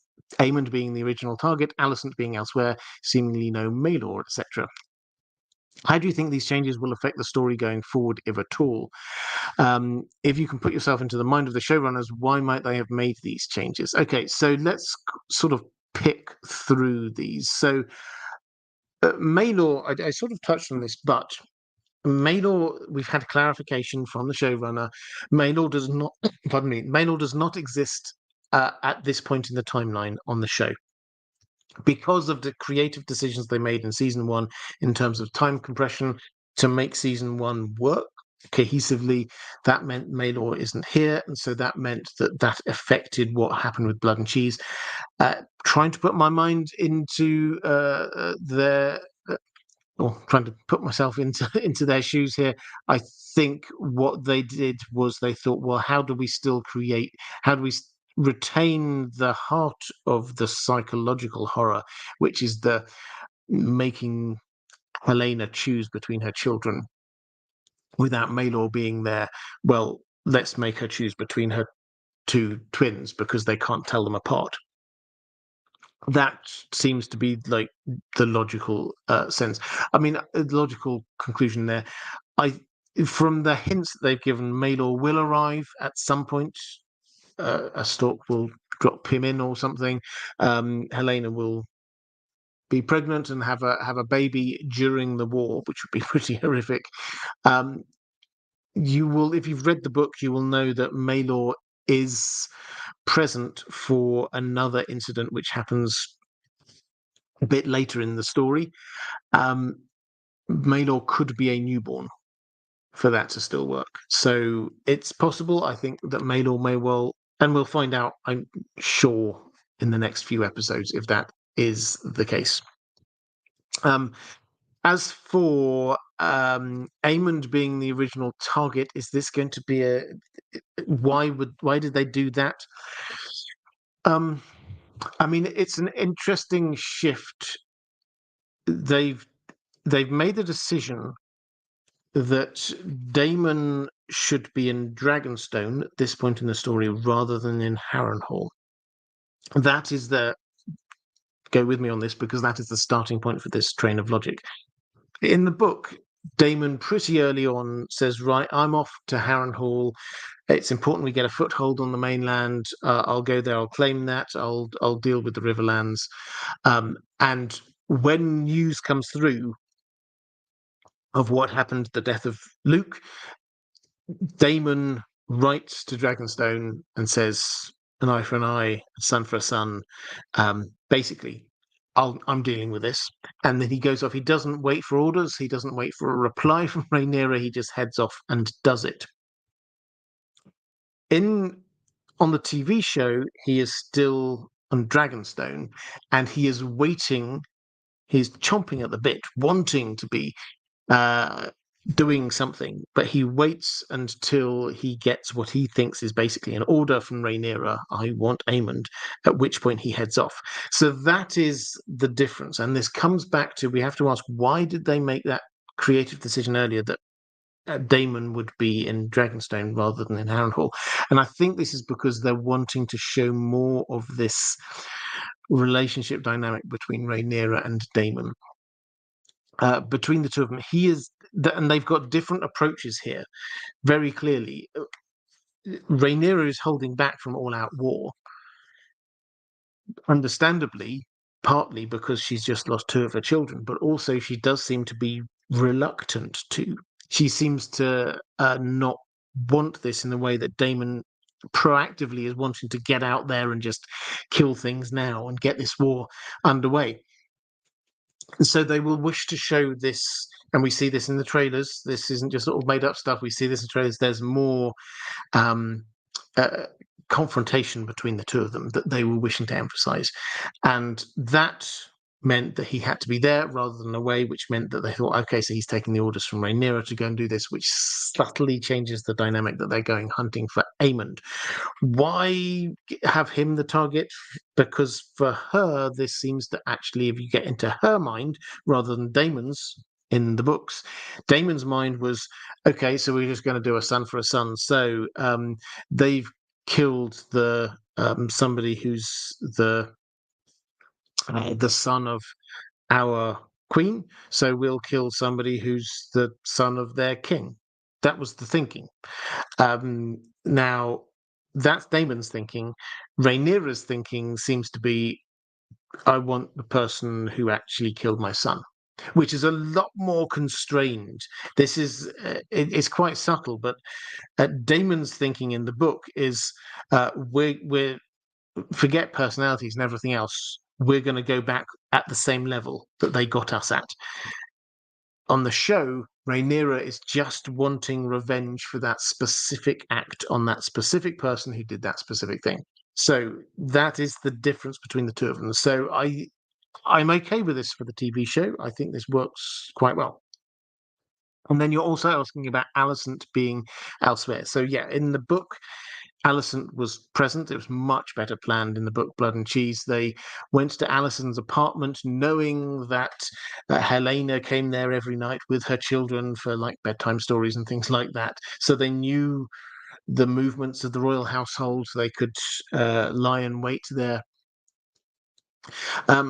Why did they not include Alicent? Well, I think that this is because what they seem to be wanting to do with Alicent, based from what we've seen so far and what is in the trailers, she seems to be on this kind of um, very kind of sorrowful, contrite path. We see her lighting candles. We see her gazing moodily out over lakes. We hear her talking about, things that sound like she's changing her mind about whether this is all worth it. That's the Alicent story that they're trying to tell here. And that perhaps works better if she's not there witnessing a bloody murder, but instead is getting up close and personal with Kristen Cole at the time, which will probably only add to her guilt because she's doing a thing that she should not be doing at that particular moment in time. And then Helena, we know, bursts in on her. She's probably going to be feeling guilty about Helena seeing that. This is just going to be adding to all of that. So I understand all of those changes they've made there. That doesn't undermine the fact that I think the book version is what psychologically works better for me. But I understand all of these changes, and I think that in terms of where the TV show is going, I think they all work. Um, uh, let's have a look at last question from one of my patrons. So after that I will pick up in the chat. We've now got just 2 hours to go until the show, so I'll try and keep these relatively short and concise compared to my Thursday live streams, which can go on a bit, but I want everyone to get the chance to watch this and then head off and walk a dog, have something to eat before whatever it is that you want to do before the show arrives. But one more question from my patrons, and then I will dig into the chat. Rassler, we saw Aegon in the first episode being a somewhat good king based on what we saw. Being a somewhat good king. Based on what we saw, do you think if he had taken over in peacetime, he may actually have turned into a good king and good father? Or perhaps would he have gone the way of Robert and actually have gotten bored as Alicent hoped? So, trying to sort of unpick the psychology of Aegon that we see in the TV show, what we see him in terms of what we might interpret as being a good king, broadly are two things. Thing number one is when he's sat on the Iron Throne and he's welcoming the small folk to come and ask him for things, he wants to help them. So that's the first thing. Now, why did he want to do that?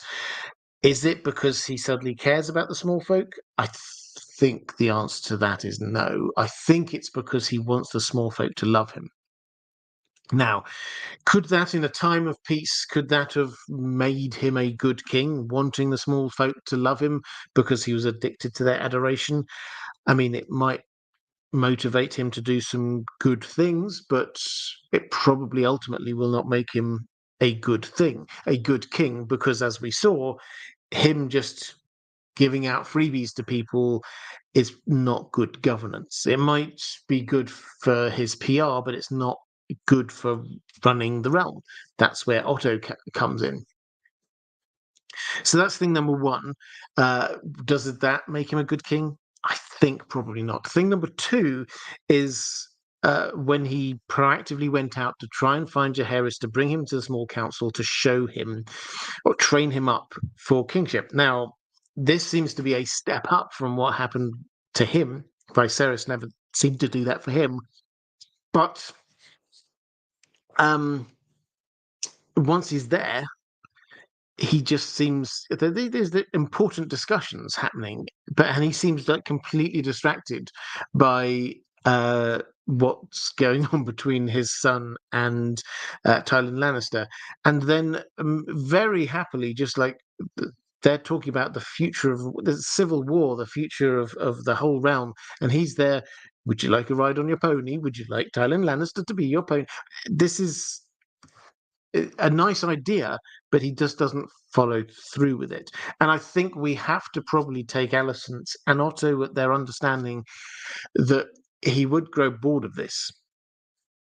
He would enjoy it. He would enjoy the adulation, but I think the kind of the Robert Baratheon reference is quite opposite. He's a different character. But this idea of once he's actually there, and he'll enjoy the good things about being a king, but would he actually enjoy making the tough decisions? No. He'd probably eventually come around to the point at which he goes, you make them, you make those good decisions. And so it would be whether or not his small council, his hand of the king, was competent, and that would be the thing which would decide. Um, let's have a quick look in the chat.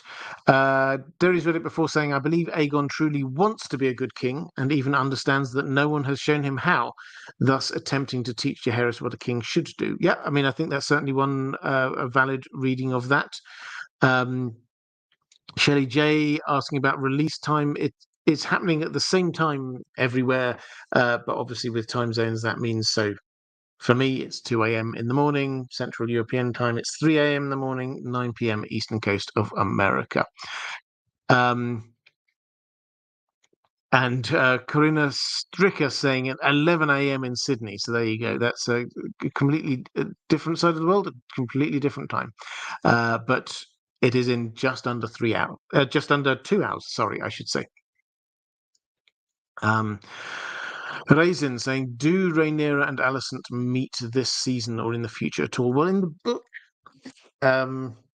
book spoilers, in the book, Rhaenyra captures King's Landing and Alicent is there, and they do have a conversation. So that should happen in the TV show. I have a feeling they won't do it in exactly the same way, but they started out this show very much building up the link, the friendship, the relationship between Rhaenyra and Alicent, and I think that they won't be able to resist having a good conversation between the two of them, and also I think that they shouldn't resist it. I think that would make for absolutely riveting conversation, particularly as they both seem on and this is something they've been in episode 1 they've been trying to highlight. I think these are both people who in their different ways are regretting the fact that the war is there and is happening. Neither of them actually want it, and both of them have got people surrounding them who are wanting them to go to all-out war. So yeah, they should meet, and I think they will. Whether it's going to be exactly the same as in the books, that I do not know.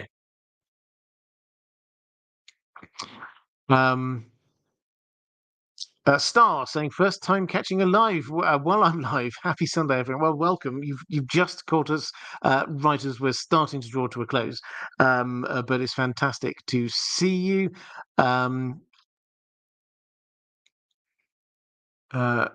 Urias Tosh saying, what if we watch the show and we dislike both Aegon and Rhaenyra? Is that called Team Smallfolk?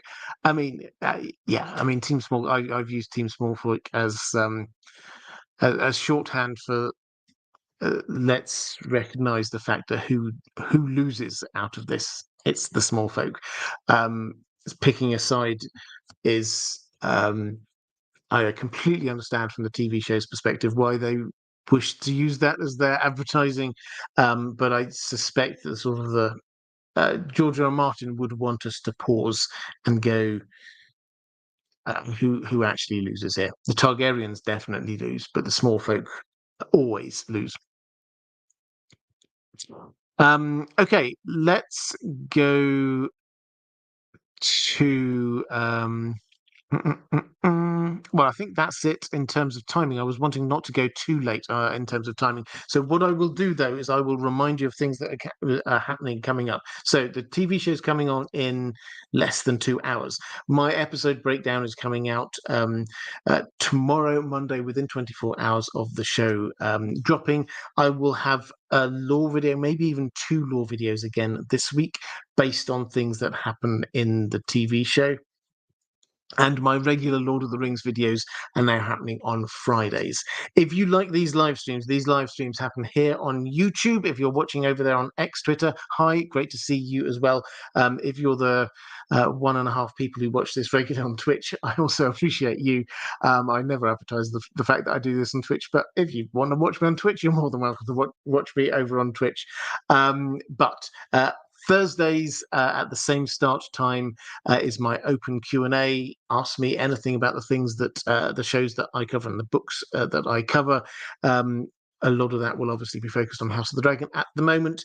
Sundays, 4 hours before the show launches, that's 10 p.m. UK time, 5 p.m. East Coast of America time, we're having these pre-show live streams. Okay, that is all for now. enjoy the show. I'm sure it's going to be an excellent one. And afterwards, I said I would do a shout out to Joe Magician. Do go for Joe Magician's post-stream show and say hi from me if you pop in there. Tell him that I sent you. And take care, everyone. I will see you on the other side.